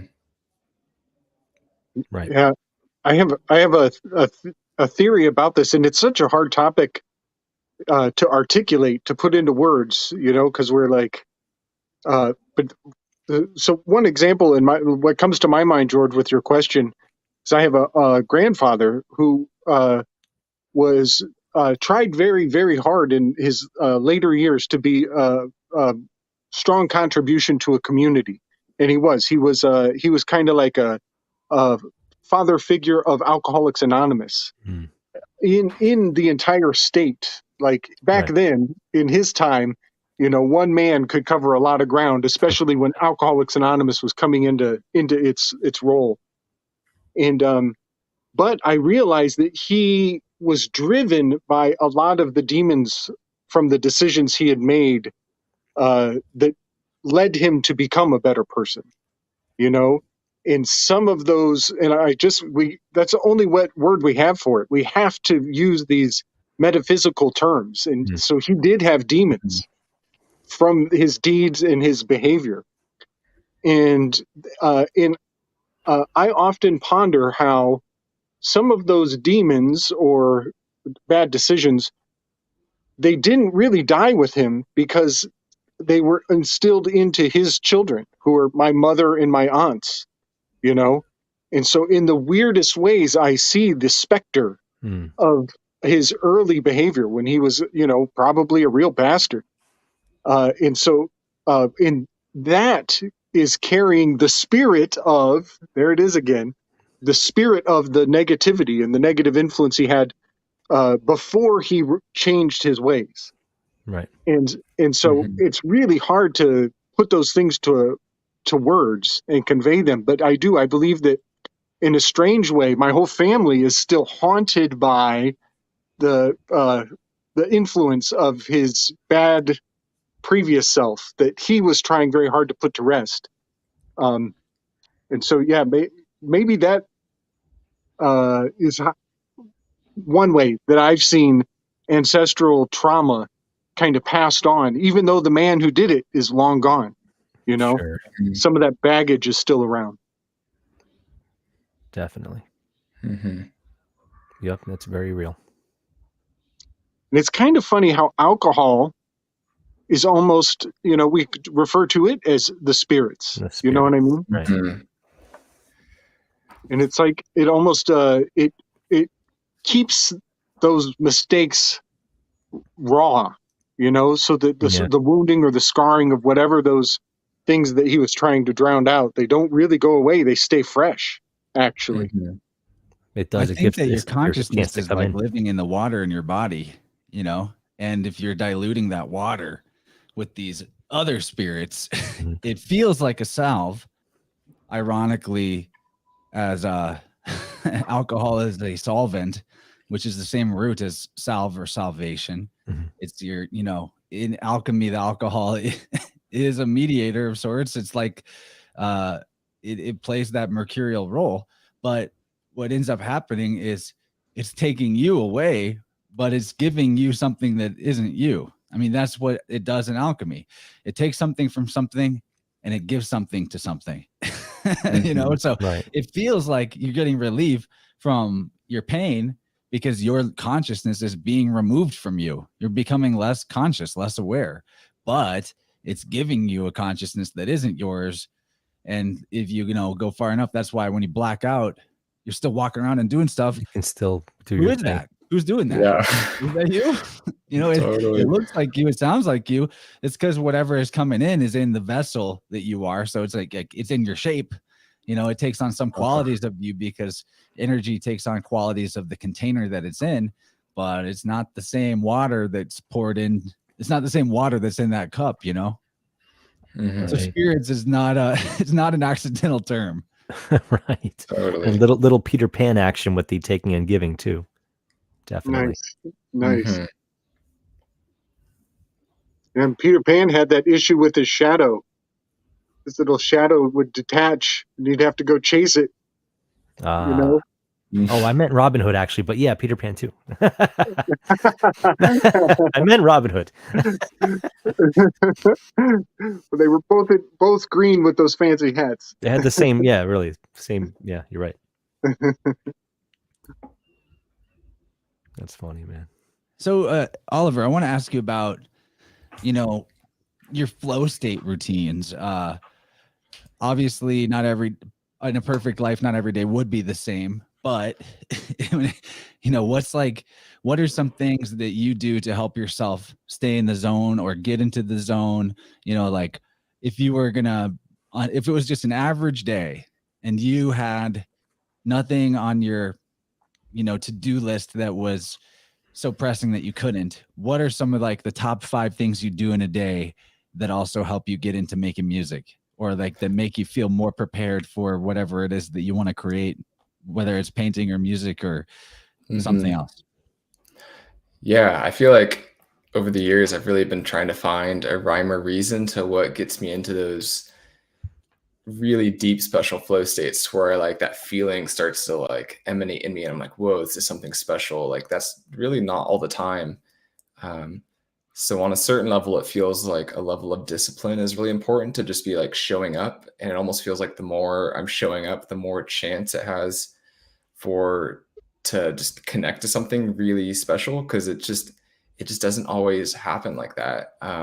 So I think some level of like just showing up for it as much as you possibly can and just like devoting yourself to it. And I felt this thing where when I'm feeling kind of tested of like, oh, are you really wanting to do music? And like, do you really want to commit this hard to this thing? When I really do that, I feel like, you call it muse or something will just see me as like, oh, this person is willing to be the channel for that. And then stuff will show up. But as far as like daily practices I do, it kind of depends on the chapter of my life. But right now, I'm really deep into Ashtanga yoga. I have like a pretty solid practice with that. And if I do that first thing in the morning, flow state is much more easy to drop into. And yeah, I just get this feeling a lot where I wake up in the morning and I feel kind of just like this anxiousness of the world of like, okay, I got to do this and that and okay, check my email. And it's super important for me to relax that because that will just prevent it from happening. So yeah, yoga and breath work is huge for me because I think it's just easing my nervous system. That feels incredibly important. And yeah, just like a dedication, just a general overall like faith in the process and showing up as much as possible to it. Those are kind of, what has worked so far. I have been doing my best to not be busy. Like that feeling of I'm busy is such a killer. Yeah. I think one of the great things about being a human tuner is that you see enough patterns in other people that are really rampant throughout the society that it's like when that pattern starts to come up in yourself, it's a lot harder to ignore. And you can almost like, you can just sort of ward against it better. So one thing is like people's right hips hold a lot of energy of, and not just their right hip, but just their root chakra kind of in the back right quadrant holds a lot of this almost like torture of the to-do list. And it doesn't, and when you think about it, it's so silly because no matter how busy you are or you aren't, there's always an endless stream of things to do next until life in this vessel ends. So there will never be an end to the things to do or the opportunities. And whenever you're like running over the to-do list in your mind of like, I got to do all these different things, and you just repeatedly, literally writing a checklist mentally and echoing it constantly, that's robbing, like that takes energy. Thought is energy. So you're actually robbing energy from the doing of things. And so, I do a lot. I try to be productive and I'm not like sitting on my hands or anything, but whenever somebody says like, I know you're busy, but I always correct them. I'm like, no, I'm not busy. I used to be busy. I'm not busy anymore. I'm chilling. I'm just doing what I want all the time. It's different than I do what I want when I want to do it. That's different than being busy. It might be that I do a lot of stuff, but busy isn't the word. Anyway, I wanted to point that out because maybe somebody that helps them to hear that and that they're like, oh, I do kind of torture myself with the to-do list and I don't need to. It doesn't help. But what was that type of yoga that you mentioned? What is that about? Ashtanga yoga. I'm not sure the best way to explain it, but it's a pretty traditional practice that a lot of other practices were based off of. And there's primary series and secondary series, and it goes beyond that, but it's a set sequence where it's like a specific flow that you follow, where there's like, you do sun salutations, then you go through a whole standing series, and then there's a stretches in between, and there's like a closing sequence. And so it's this, it's a whole specific, and it's pretty rigorous. And it can take, like, if you're going fast, 1.5 hours up to like 2 hours to complete the whole practice. And for me, it hits all the levels of things, and there's poses in there that I wouldn't, you know, if I'm designing my own practice, maybe I wouldn't do this pose, but since it's in the sequence, I'm like, okay, I'm doing this. And I think the stuff that's most difficult is probably where the most medicine can be. So, and just having something that's like stable and consistent within the chaos of everything else, it feels helpful. And I'm not sure what it is about it, but it just, I've done a lot of different yoga practices, but doing that specific sequence and doing it consistently has been like such a game changer for me. And it's a radical difference in my day if I like don't do it versus when I do it. It's like so just like so palpable. So I try to prioritize it as much as I can, and, you know, not being crazy about it, but it's an amazing practice. I had a really close friend who was a Ashtanga teacher. Okay. And I've had quite a few sessions, and I'm a big fan of it. But I've gone to some of his classes that went 3 hours, and I got to say, if you're new to it, don't go for 3 hours right away. Build your way up to the 3 hour thing, because I came home and I laid on my couch and I couldn't get back into my body. I was like, somehow I was like removed from myself, and I had to go through a whole nother 1.5 hours of returning to the body, because I was literally, It can be super intense. And I feel like some Ashtanga teachers are really intense too. And, you know, there's a reason for that, because they're wanting you to like explore your potential, and they're not trying to make you feel cozy. They're like, okay, you have potential to get deeper into things. But yeah, I think there's a lot of room for more softness with being a teacher in that, and knowing how to modify and not hurt yourself, you know, because I've actually I think I have a lot of fiery energy where I just like, I need to move, and that practice is a good channel for it, where I just like can just release a lot of energy, but also go into this like deep meditative thing afterwards. And but I've definitely hurt myself just kind of being too fiery about it, and just getting deep into this like crazy binded twist and not being careful. So you know, we Chance and I had this kind of fun linguistic revelation that I think is kind of nifty for an Ashtanga practitioner. How the word lymph and the word phlegm are interrelated, and Ashtanga is all about the flame and getting the heat generated in to circulate, you know, that lymphatic cleansing. I thought I'd just hand that off to you. Yeah, I love that. Just really getting that cleansing fire moving through the body. George, do you ever do yoga? I've certainly done a good amount in the past. I haven't done any, maybe in the past, like about 3 years off of doing it at any regularity at all. And I'm an extremely flexible guy, so I always thought that was going to give me an edge when I first started, but I still didn't have that internal strength, you know?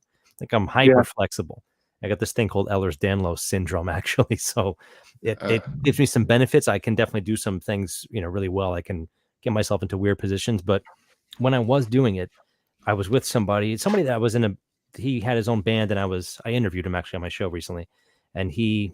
Oh yeah, I yeah, saw that guy. yeah, that guy Dan Bailey. He's a yoga teacher also, and he's done all kinds of different types of it. And he was just doing a simple routine. We would do maybe like an hour and a half tops, very low energy, nothing crazy. But my day was very different from there. Same thing with going to the gym in the morning, even if it's just cardio.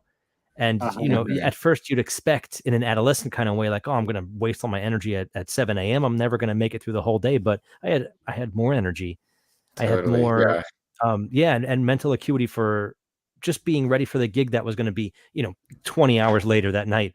And just my hands were just ready to go. And warming up musically wasn't as necessary. I'm not like a warm up kind of guy for shows or anything. I never really get the time, but I didn't have to.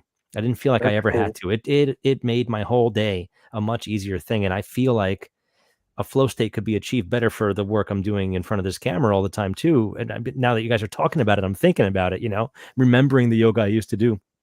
Yeah. And to keep my hands strong, and if anything else, but I'm up super early. I got these 2 little babies. So I think once they're just a little bit older, I'll be able to get right back into a good steady yoga routine. I'd love to. It would be a life changer for me. I haven't done it in a long time, actually. Yeah. Baby juggling counts. Yeah, I agree. I'm doing things now. My core is, my arms and legs and core are pretty good. But no, I could use a lot of it. I would love to get right back into it again. Have you guys seen those videos of amazing dad saves? Yeah, I've seen some for sure. They have there's quite a few of them out there. It's really amazing how many there are to choose from. But it's these compilations of dads in real passive positions, and the baby's about to fly off the edge of the couch, and dad does this unthinkable save, and he just snatches the kid from certain doom. Right, the crazy one hand reach over. Yeah. Yeah, it goes on. Stacy here with Daddy and Me Baby Yoga. Nice. That is a great idea. I'm definitely going to do that. Thanks. I didn't even make think a song about that feeling. It's funny. It's like a dad can redeem himself. Well, speaking as a dad, I can't speak for a mom, but a dad can really redeem himself with just that 1 second of ultra awareness that just comes out of nowhere. You just surprise yourself sometimes. Maybe that's the ancestor coming in and I'm asserting command of the vessel for a moment. We need to protect our seed. Yeah, you're taking over. You'll thank me later. Yeah, totally. One of my I don't know if I'm proud of this or embarrassed by it. I don't know which it was, but I am so blessed that it happened the way it did. It was a very, very long day. All the days were long days, but you come home and you got to entertain baby because mama's off to work, and now it's your turn, and she passes the baby torch to you. So I thought I was so slick because I took the lawn chair and I put it right at the edge of the swing, the way that she's on her baby swing. And I put it right at the spot where I don't have to move, and I'm sitting in the chair relaxing. All I got to do is just flip my wrist, and the baby is pleased for at least, maybe 40 minutes. And all of a sudden, the swing rope snaps. She goes flying in the air and lands perfectly into my lap. Wow.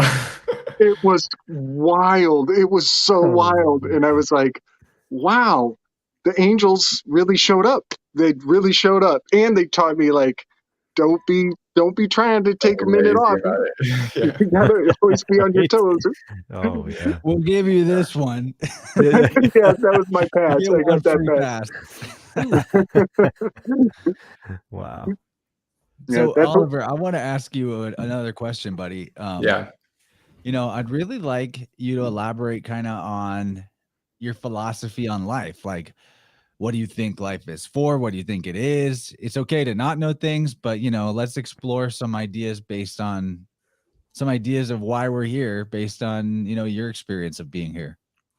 Yeah. Wow. It's a huge question. And I feel like whenever I'm starting to, Yeah, I feel like whenever I'm starting to feel like I have an understanding of like, oh yeah, this is why I'm here, this is what I'm doing, this is the myth of the world I'm living, I feel like it gets like shattered and like a whole new thing opens up. And the experiences I was talking about before, I feel like really was one of those moments from like, why, what is my purpose here? Is it, and I sometimes question if it's like being so committed to music is taking away from other potential areas I can also be putting my energy towards. And I feel like I created this really intense focus of like, oh, I want to do music and no plan B. But I'm also realizing that I have a lot of other passions, and just I think having an openness to just being reborn within my life multiple times, of just like being open to everything shifting. So I think my at the moment philosophy is just kind of being fluid with and not being too identified with my personality or who I am or what I'm doing, and just follow the feelings in my body. Yeah, and as far as like what the whole purpose and meaning of everything is, I- it's I can't give any sort of idea, because every time I do, I'm just like, it doesn't stay, which can be really tough sometimes. I wish I had some like, ooh, this is the clear focus and purpose for why I'm having this experience. But at least if I am doing stuff that feels authentic, like music and art and just like being a good person, um, that's something I can anchor to, of just like, it doesn't have to be, I don't have to understand the complexities of all the layers of reality and what's all going on, but I can just drop into what the feeling I'm having in each moment is, and just like keep it as simple as that. And because I've definitely gone into deep philosophical things of like, what is the meaning of all of this? And it's not always super helpful for me to go too deep into that. But just, yeah, just anchoring to the simplicity of the feelings and just like staying in my truth of like what feels real to me. That's kind of my way of navigating the world at the moment. So I really like that, the almost like the rebirth and the reimagining is what life is about. That it's like you're making it up as you go. I feel like that's what Source is doing. That's literally what the creative intelligence of universe means, is that it's like something's making all this up. Which means that's what a flow state is, like life and reality has this fluidity to it. So I had this strange impulse to like pull some tarot cards while you're talking about life like that. So if you're down, I'm just gonna throw out a few cards and tell you the 5 that the spread was. Yeah, hit it. So and remember, this is like in context with like the meaning of your life. I'm not saying this is the only meaning of your life, but like, some why you're here context. So you have, let's do it. First it was the 4 of discs. So this is like, coming into some competency of material security, like figuring out how to be secure materially. But then with it, like they came out as a pair.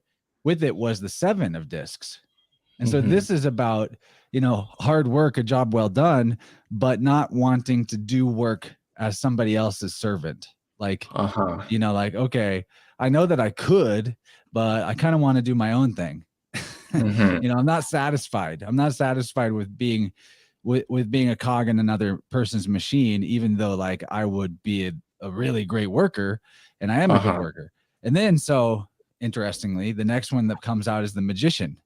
So this is like the entrepreneurial spirit.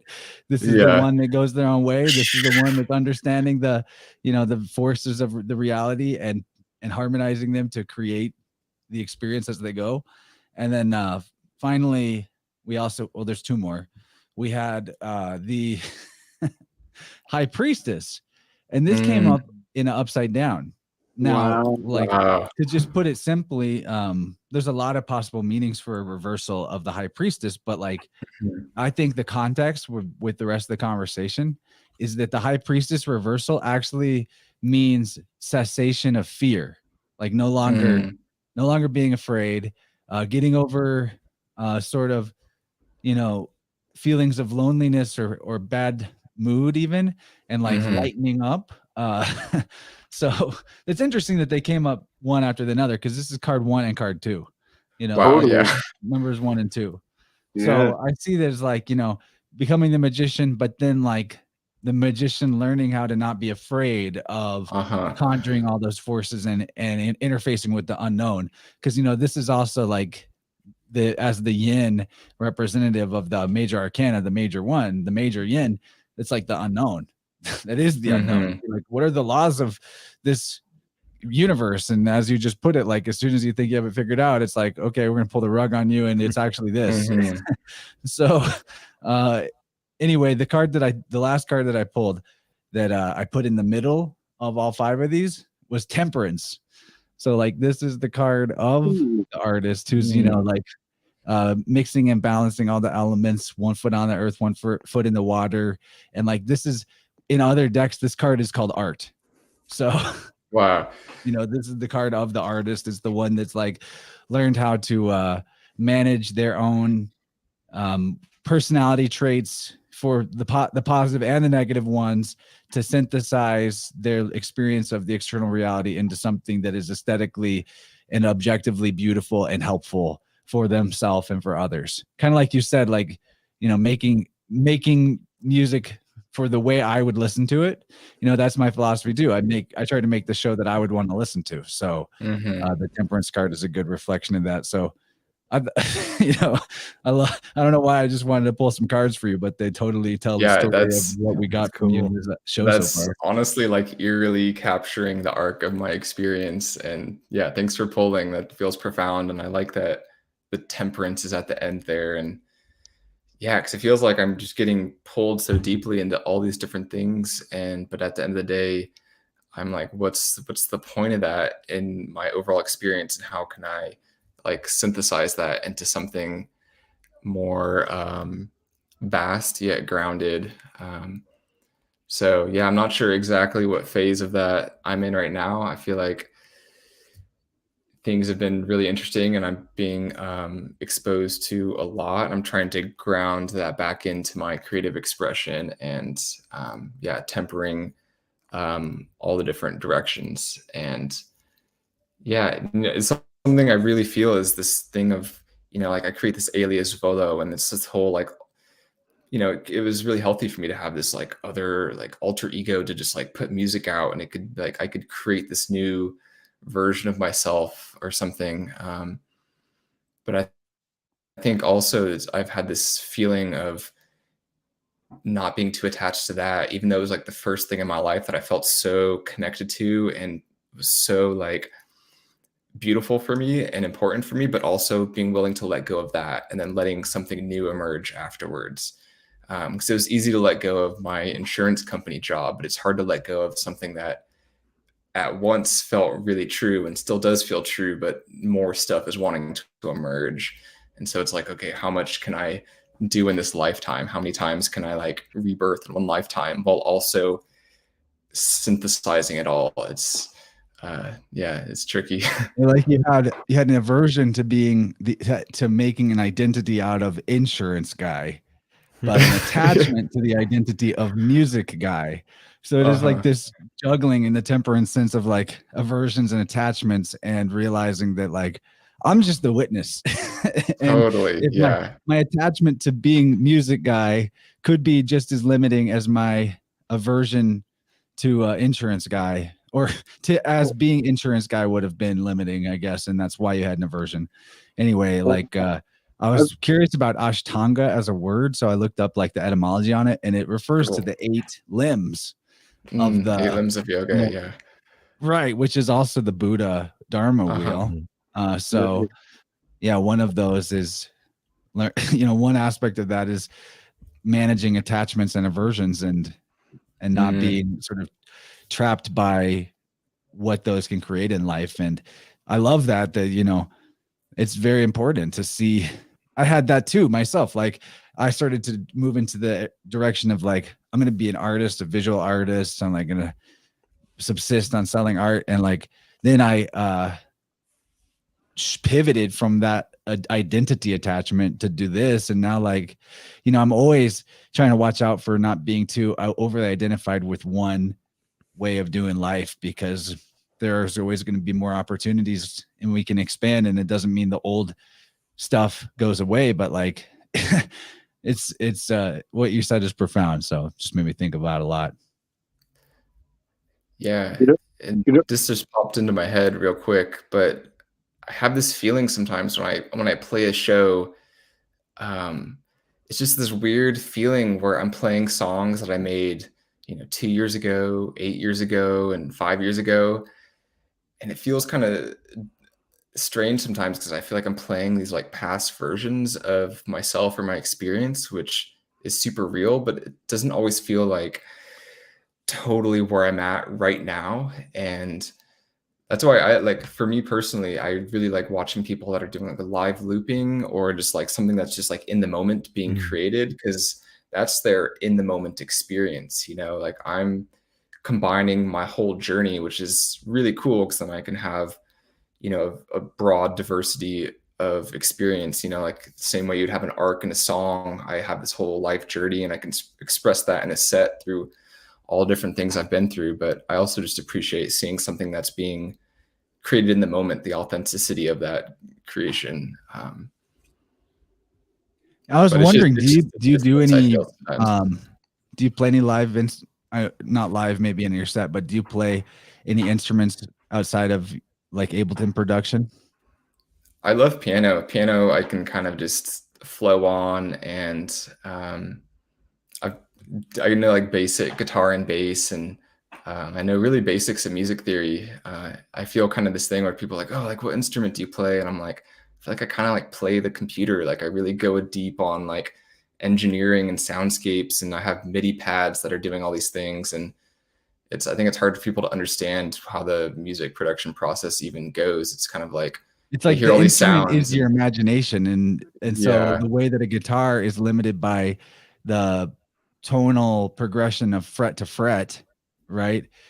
Whenever the instrument is your imagination and the computer is the interface for that, it's like in some ways, depending on like the discipline and the creativity, or like the sort of the integrity as a portal, a channel of scooping etheric information and being the channel that it comes through. Depending on that, like somebody whose imagination is their instrument, that it's harder to like quantify because you're not like watching them do this virtuoso thing on a physical instrument. But people that don't have the inside baseball on music production and what it takes to make some of the sounds and to layer and blend and mix and master and create the atmosphere that you're describing, like there's no necessity of comparing apples to oranges, but like that's a real there's a real virtuoso skill to that as well. And to accurately and portray emotional and experiential things from your life and who you are, like to give somebody else that feeling in your chest that you got when you're making this Axis Mundi song, that's wizard shit. Yeah, man. Yeah, it's there's so much there, and there's just I would like to just keep exploring my what I could offer to the music space. And I keep saying like, oh, I'm gonna like really learn more instruments, but just what I'm really drawn to is like creating atmosphere, and like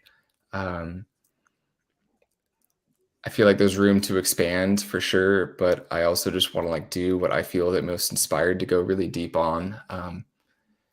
And yeah, so I really like to record other people that are really have practiced their instrument for a long time. And sometimes I'll send some instrumentalists like, just a soundscape and a beat, and then they'll play on top of it. And I'm not trying to like learn and do it all. I know what I'm like drawn to really going deep on. And then, I just collaborating with other people that have different skill sets is like, seems like the move. Yeah, instruments are pretty limiting in a lot of ways, so it's great. That's a good idea. If you have an idea, if you're like, okay, I want a bass guitar on this one, you could send it out and have someone just play over it. That's where you get some of the best results like that. You really do, because there's a lot George more. up over here. Hey, He'll slap at the I'm bass. always ready to play some bass. But yeah, you get so much when that level of freedom and respect for the musician, like just do something on this. A lot better sometimes than, okay, I really want this here and I want to put this here. It takes away from it sometimes, you know. That's cool. Totally. Yeah. And I think just having this, you know, not being too identified with like, ooh, I'm the, you know, this music producer guy and I should like do it all myself, but just being like, have this collaborative spirit of like, what if we all came together, like we can make something, you know, so much more amazing, but then also having that temperance of like, okay, how are we going to create this into like a sphere and something that is defined in a way, you know? And I think somebody kind of has to, you know, I feel like I can be in that role of like, okay, I got all these parts and pieces, and now I can make it into this collage of things. And so yeah, that's something I really want to get more into, is like just getting more collaborative, working with more musicians, and just that can offer stuff that I just don't have the time to go super deep into, and see what comes out of that.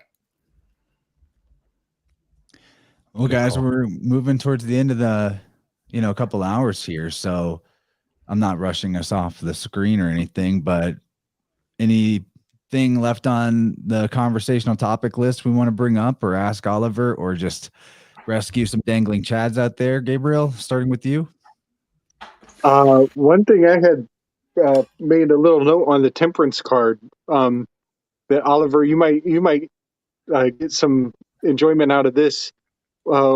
We had a realization with Mario and Michelle regarding that temperance card a while back. I was doing some really rewarding experimentation with absinthe, and absinthe has some kind of off the radar ingredients that and it does have purifying value.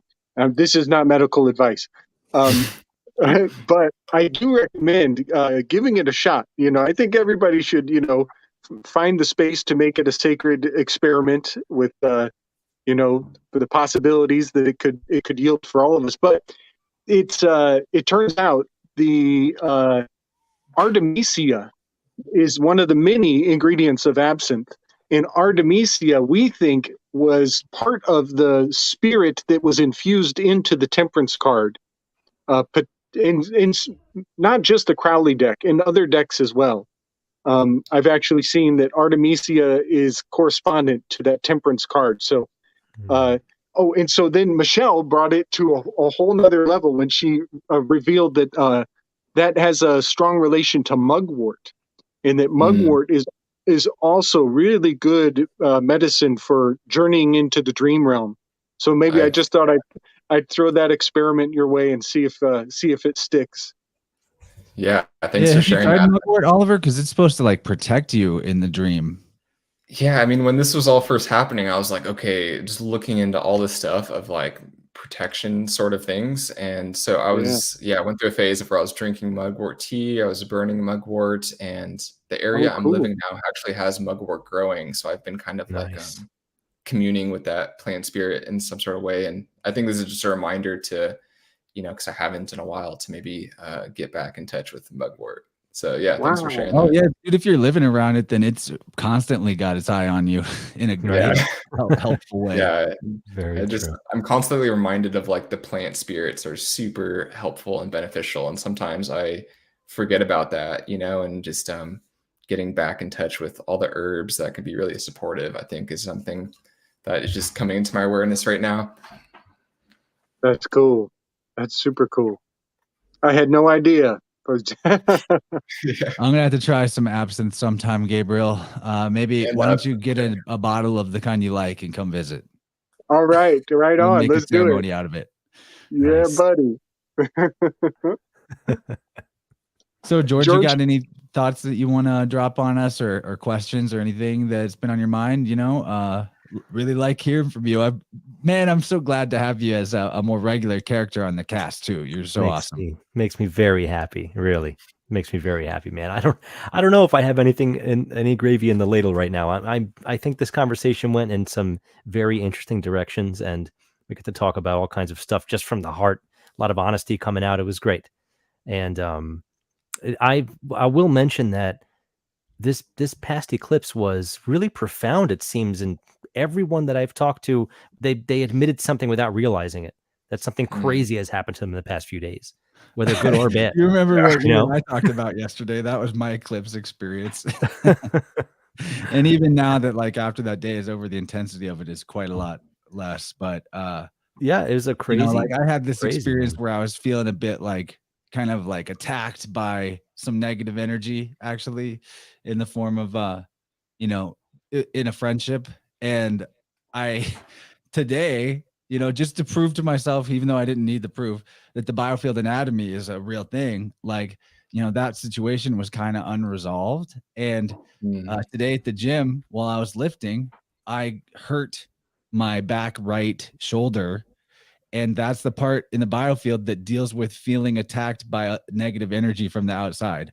So, like, my body is like, no, that's not resolved yet. Let me show you. So, Right. Wow, yeah. like once you know that language and the anatomy of like what different parts of the body are telling you when they get hurt, becomes kind of makes navigating life almost like having a map, like a roadmap that you otherwise don't have, of like, okay, nothing's an accident, no injury is Right. accident, no disease is an accident. So I know what that relates to. I know the exact situation relates to. I know how to resolve it and make all that better, or at least to do my part to feel resolved on it. And so I will. But it's pretty wild. Like that eclipse, that eclipse showed me. And even that happening isn't even about the one-to-one relationship with the individual that I had the experience with. It's more like I was carrying that energy in my biofield anyway. And so the experience in the external is like a universe, like showing me, hey, this is what to pay attention to next. Like it was going to happen somehow, some way. It was already, it's like a chicken or egg thing. The energy was there. It was part, I was carrying that energy. So it really helps to not, to know this stuff really helps to not blame external situations or people for what you're going through, and instead see everything as a straight up mirror of like, this is the energy I was bringing, this is the experience I got.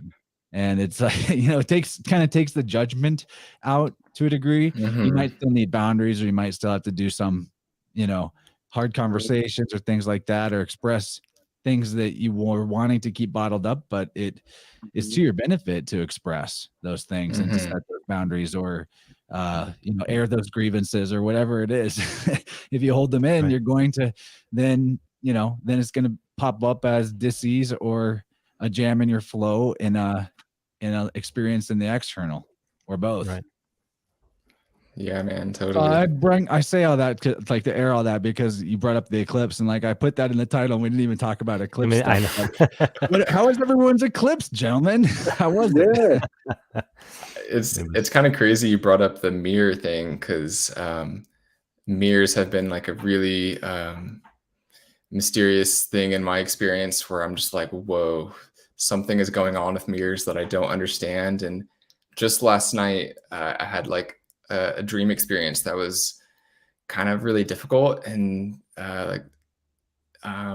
part of it was somebody was holding a mirror up to me, and then I felt this like this dark, like difficult experience with me, but it was like somebody holding a mirror up to myself. And it was like this, whoa, it feels pretty profound. And I feel like I'm still just even having this conversation and you guys talking about this, I'm like starting to unravel that a bit more. Wildly enough, in the tarot, that was like expressed with the magician followed by the high priestess. Like that sequence is that exact thing.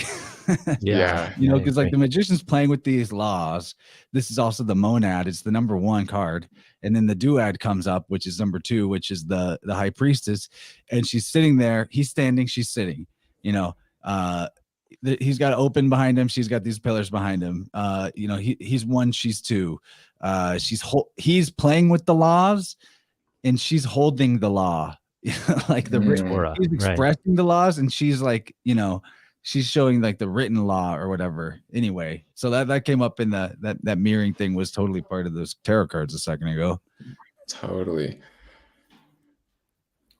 Beautiful. Gabriel, how was your eclipse? Oh my gosh. Very intense. I've actually, I think of it as the whole season. I think of it as starting with the partial solar and now having the full lunar. It was very intense. And I feel like I actually got a lot of uploads kind of expressed and blossomed and came to full, like a full completion. And now I'm kind of detaching from that phase, and I'm looking forward to actually going back and kind of, a lot of my slick dissident shared learning experiences, just basically like me journaling my learning experience, my learning whatever uploads. I don't know what else to call them. Emptying But now your I'm cup. I get it. emptying my cup. And now I'm looking forward to going back and kind of seeing like, okay, that's when the eclipse happened, and get up to date and see where everything's brought me. And then I can kind of let go of it and move into something else, a whole new project. Because I really am like, I'm done with the eclipse thing. Let's move on. Totally ready for something else. Oh man, I feel like I run a couple days ahead of the sky clock usually. Mm-hmm. I don't know if that's from being like from my son being in Aries or something, but yeah, like I spent like 3 days of doing nothing but researching and preparing for that solo show I did. Yeah. And so that felt like my big eclipse energy Mhm. expression, as you're I saying, see. emptying the cup. And then yesterday, the day of the actual eclipse, I was just like exhausted. I was super tired, and I just took it slow. But yeah, you got the power knocked out with weather, right? You're up north, right, Oliver? Yeah, and it's crazy because I'm not like that far up north. We just had this really out of nowhere big early snow and power got knocked out all over. It's just kind of trippy because I feel like it was just blistering hot out here, and now we're having like big snowstorm. So just feeling, and I live in a yurt now, so I'm pretty exposed to all this stuff. So yeah, Wait, you live in a yurt? yeah, How did we not yeah, talk about this yet? That's cool. yeah. It's only been a couple You left months. that out. Right? Yeah. Right now I'm in my studio space that I rent. This is super new. I've never had a dedicated music and art space. So I'm like super stoked to have a separation between home and creative space. But yeah, I moved into a yurt a couple months ago, and it's been really humbling and also really epic. I feel so much more connected to nature, just hearing all the bird sounds. And I had actually speaking of lions, I had a crazy lion experience where I woke up in the middle of the night, and this was a full moon night, and I had this like feeling in me that was like, ooh, whoa, something's going on. I felt like this primal thing kick on, and I went up to the door, and this is when it was really hot out, so I had the door open, and I have like a screen mesh on my door, and I walked to the door, and there's a huge mountain lion like literally right at my doorstep, just like looking at me in the face, and then I kind of startled it and knocked over my bike and some other stuff. And then it kind of walked away a little bit and looked at me, and then just kind of like slowly just walked away, like super badass jaguar, like just right into the full moon light. It was like I kind of went back into bed, and I was Didn't like, you did that say even that just you're a happen? Leo moon? Yeah. So Right. the lion came in the night and walked into the moon. Yeah. Whoa. Did you just meet yourself Yeah. in the mirror, dude? Holy shit. Yeah. This is crazy. I didn't even like put that together. Wow. Yeah. So that seemed Wow. like some sort of like spirit animal experience, because it was really profound. And after that, I was looking up all the sounds that mountains lions make, and they make really interesting sounds. And sometimes I'll hear them roaming around the property, and they'll make like little bird chirps and like really stuff you would not expect a mountain lion to make. But yeah, just feeling super connected to nature and just the realities of weather. Right. But yeah, it's been awesome experience so far. Wonderful. George, how about you? Any Eclipse vibes? Well, I think that mentally, I know I just started this show like 3 months ago, and I've been thinking about it for like 30 years. And now that it's happening, and now that things are flowing in a certain way, the moving right up to this eclipse, I've had certain, feelings, good, bad, success, not success, whatever. But this common stuff you'd get when you start something like this. But I I really felt settled and grounded as a result of it, regardless of all the chaos that seems to be happening with everyone I've ever talked to about it in the past 2 days, the past day. But I feel I have a very good sense, a good trajectory coming from it. I feel like it's a platform for forward motion for me. Nice. Yeah, man. So I You're really doing like such a good genuinely job. sense it. What do you say? Oh, you're totally crushing, dude. Out of the gate, the production quality and value, and like it's all really good. If you keep Thank going, it's only inevitable that this thing will blossom into many serendipitous synchronicities for you. So keep it Thank up if you're liking it. I accept that as a super positive thing, man. Third Thank Eye you. Thank you. Edify on YouTube. Go check it That's out, me. people. That's me. Yeah, man, I want to drop in and listen to your show too. I'm Yeah, excited check to it out, check man. Uh-huh. So Oliver, I have this book of Native American animal medicine.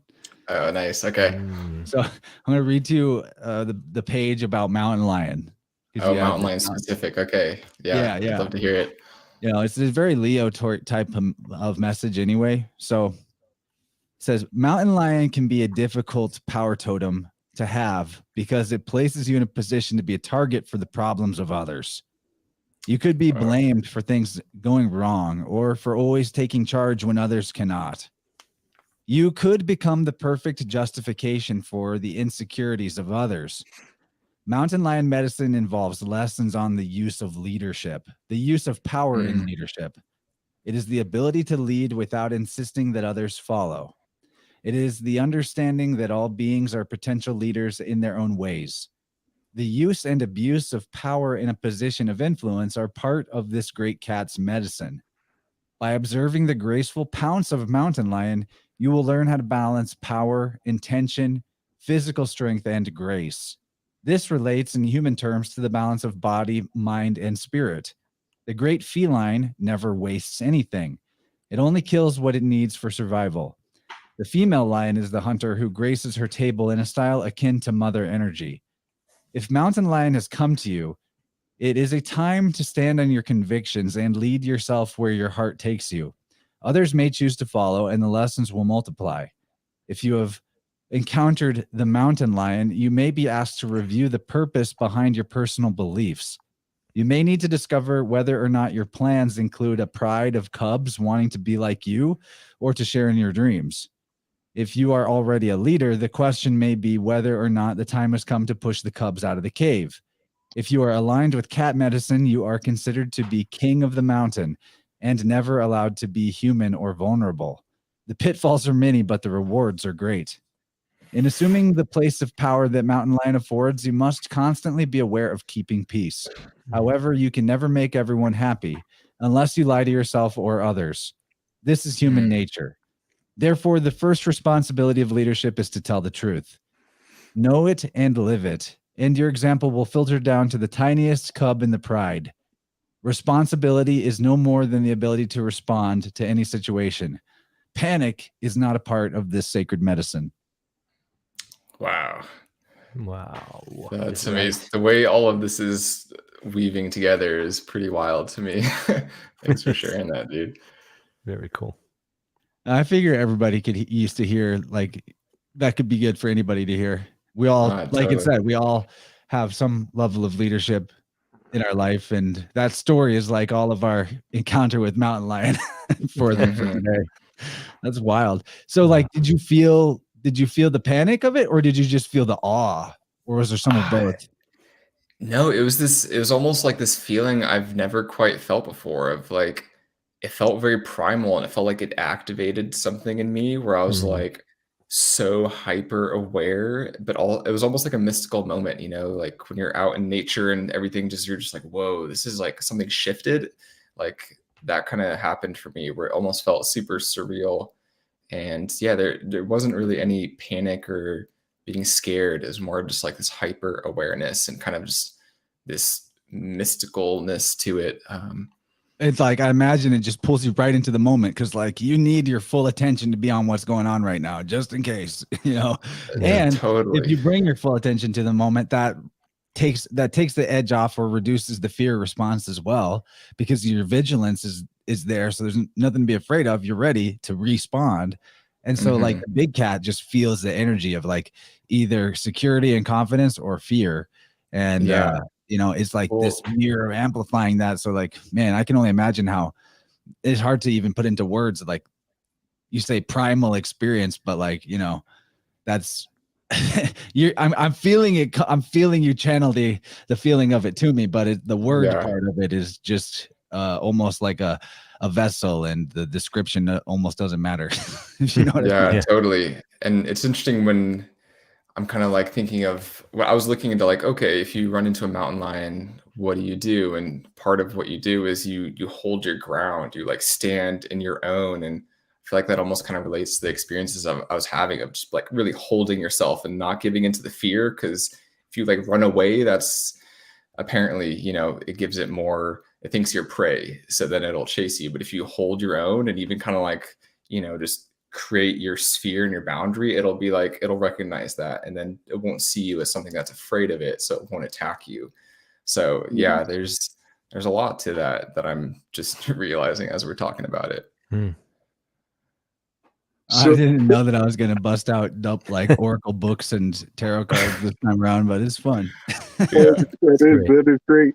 So I've actually had a couple run-ins with mountain lions and bears. I lived in Colorado for a while, and one time I was up very remote at the top of this beautiful mountain location, house sitting for a close friend of mine, and he had this gorgeous husky, like a mastiff husky, who was very protective, and the dog starts growling, and I know there's something out there, and so he wants to like go and chase it off, and I'm like kind of torn, like, you know, I know that the dog has marked this territory, and I need to honor the dog's ownership of the territory, and also he's probably going to he was probably going to knock the door open if I didn't let him go chase this thing off. Right. And so before I let him go chase the thing off, because I went to the kitchen and I grabbed a metal colander and a wooden spoon. And I'm like, I'm going to scare this thing off too. I'm going to fucking join in the party, and we're going to fucking scare this thing away. And I go out there with the wooden spoon and the metal colander. I let the dog tear ass towards it. And the dog actually did an amazing job of staying like 30 feet away, but barking his head off. And then I get out on the porch and I start trying to make a loud noise, and I realize the wooden spoon sounds like shit. It wasn't loud at all. Doing the thing. It wasn't conveying any threat whatsoever. I was actually might have sounded like a dinner bell to this mountain lion. And so it kind of runs away from the dog more than from me.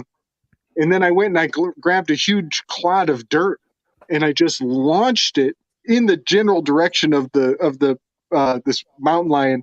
And what was amazing was that the clod of dirt, it hit a tree with such force that it echoed across the mountain range. And I was like, wow, the one that I was trying to make noise, I fucked up. And the one I was not trying to make noise, it did exactly what it needed to do. So yeah, it was like it was very unexpected. You know, my tactical maneuvers, they didn't work the way they wanted, but then they worked better than I intended. It was really funny. Totally. All right, guys. We have any other funny stories to get in? I think I'm ready to wrap us up. Yeah, that sounds good. I'm really grateful that you reached out and got in touch with me, Oliver. Like, it's cool as heck to be, you know, connecting like this and getting to know you better. And I hope we can stay in touch, or maybe we see you in the Telegram group or something. But, you know, just getting the heads up that you make this music and that I can go listen to it, that has been really awesome.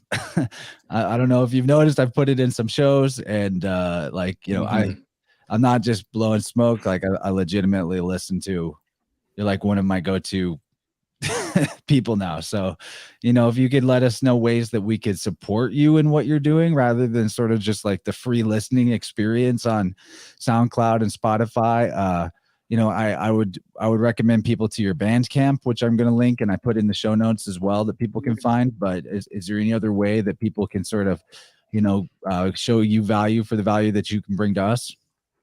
Yeah, man. First off, I'm just like super grateful to be here and to be having these conversations. And thanks for like unraveling so much stuff for me. I feel like this has been super deep and really reflective. And so yeah, I'm grateful for you holding the space for this experience. And yeah, you guys are all awesome, and I'm just stoked to be connected. And I'm sure we'll continue to do the thing. And as far as people supporting, yeah, of course, just streaming music is amazing, and I just want people to hear the music. But yeah, Bandcamp's great. That's one of the most direct ways to support an artist. If you buy their song, you know, most of that money goes to the artist. And on my website, volovibes.com, I have my last record that Axis Mundi is on. I have a bunch of vinyl for that record still. I think I have like 100 or 150 more of it. So if anybody wants to own, you know, a record or a piece of music, that's a cool way to support me, and just to have some, you know, physical, tangible thing with cool art on it. And I have other little items on there, some art prints and stuff. But yeah, my website and Bandcamp, and, you know, spreading the word if you feel called to. But yeah, I'm just grateful to be living this life where I can be creative and inspired. And I just trust that I'll be supported, you know. So yeah, thank you, man. It's beautiful, man. I have a vision that we will see each other at a Music in Sky or an event like that. Dude, You know, yeah, and totally. you'll play sure some we'll music cross for paths. us. I'll hit some forks in your general direction, and like we're just gonna have a really good time. High fives and stuff. It's gonna be awesome. Super magic team. Yeah, that sounds awesome. Yeah. So Gabriel, where do people find you? Slick Dissident over on the YouTubes, and also Weaving Spiders Webs Saturdays, and also there. Usually we do a flow state right after this on Wednesdays, so that's some spots to catch me. Also, you know, I jumped on with Rising from the Ashes. They're doing a thing Sundays, the slow burn. We had a fun one. We just kind of improv'd a show on vampires last week, and that was kind of fun. Some crazy shit came up, some real Yeah, I'm wild gonna have to shit. go hang on that one these days. Yeah, man. Yeah, let's get you in there. And then I'm really looking forward to I'm going to do a show with My Family Thinks I'm Crazy with Mark, and that's going to be fun. Maybe some tarot tories, uh, uh, and one-on-one. Now it takes a while for those to come together, because he like you know, I notice when I'll do a show with him, it'll take almost 2 months because he's got so many shows locked and loaded to go. But he and I are going to do one on Star I Wars. wish I was like that. I'm running like 2 to 4 weeks. Like that's good for me. I'm like, really, I'm on the edge all the time. Yeah, once he's got a lot in the chamber all the time. But we're deocculting Star Wars, and just from him Oh prompting man, I want to play. I know. I felt I went on a bad. whole Like, Star Wars thing earlier this year, and like rewatched every movie, and I was like, this is some fucking sorcery right here. Holy yeah, shit. man. Yeah. Especially the second trilogy. I guess I second- didn't ever rewatch the newest trilogy. I never Mhm. did. Maybe I will, but Yeah. I watched each of those only once. But the second trilogy, especially, okay, we're getting into the weeds, but like that Yeah. sounds fun. Okay, that sounds fun. I want in. Well, I'll I'm tell gonna you, just watch it. the work I've already put into it is the kind of thing that can give and give and give. Because I wasn't. I thought we would just do a vague, overall, general kind of, you know, like we do. But I've really made some profound discoveries. I'm kind of freaking myself out, and so it might turn into like another like official Slick Dissident staple that we can always go to. Because Yeah, some wild shit is coming out of that. So I'm looking forward to that. And eventually, man, we can drop it in the demystifiers, bring it to the table over there. So it's going to be some fun action for sure. One of these days, like, let's just do a live stream on the Slick Dissident YouTube channel. I'll All drive if right. you need me to. All right. Yeah, man. Yeah. All right, that sounds really amazing, dude. And George, what's new with Third Eye Edify? Anything you want people to know about? What are you excited about? And tell people where to go. Other, Third Eye Edify on YouTube. I did it. There you get it. There All it right, is. there it is. Yep, YouTube, BitChute, Odyssey, of course, those places too. And I now, having done the episode we had recently and last week's Vibrant, I'm still fleshing out a lot of musical ideas, and music versus whatever else you want to call it. At this point, it could be named anything. It's fresh information, brand new stuff, man. Just the idea of a Polaris, a center point, musically speaking, with everything dancing around it. I've been really kind of focusing on that, and I'm probably going to turn it into my own episode. But I've got a lot of other episodes coming. I'm going to be doing one thing a week at least, and I'll probably be picking that up pretty soon. Actually, maybe the start of next year, I might do more than one a week. But I'm on Patreon. It's all the stuff that's on YouTube for now. So once I maybe get a little more action, I'll get some exclusive content. But I'm just constantly filling up pages and pages of stuff, and I've got episodes ready to go, and I'm looking forward to it, man. I'm love doing this. It's so it's good for me personally at a spiritual level, on top of being able to, what I feel is providing at the very least some entertainment and some thought-provoking things. So I'm looking forward to continuing. Nice. Right on. Well, guys, I'm going to play us out with one more of Volo's tracks that I like a lot. And then, Oliver, do you mind hanging out till after I end the stream? I wanted to ask you a thing or two off there. That'd be awesome. Totally. Yeah. I want to share something with everybody that kind of congealed. I learned something today that kind of has to do with, like you were saying, the circumpolar musical concept. I just learned that the word for scroll, the old, I think, Latin word for scroll is volumen. Right. And when I heard that, my mind thought, well, I wonder if they were thinking of that when they made the word vinyl, or volume. And volume. Mm-hmm. Oh, volume for sure comes from vellum. Yeah. Totally. Right. Mm-hmm. So yeah, this word for scroll, it has all this musical implication. Sure. Also from all born out of the same word. So I just thought maybe I'd share that. That's because the original scriptures were also music, like musical notation. Exactly George right. told me this. Mm-hmm. I mean, I haven't got the receipt, but I believe it. It's very true. Oh, it's definitely true. That's fun. Well, all right, guys. Thanks everyone for listening. Please hang out for another couple minutes and listen to this song "Dream State" by our friend Oliver here. It's really good. And thanks for tuning in. I had a blast tonight. I love doing this, you guys. This is great. Love you all. All right. Thank you, guys. Enjoy.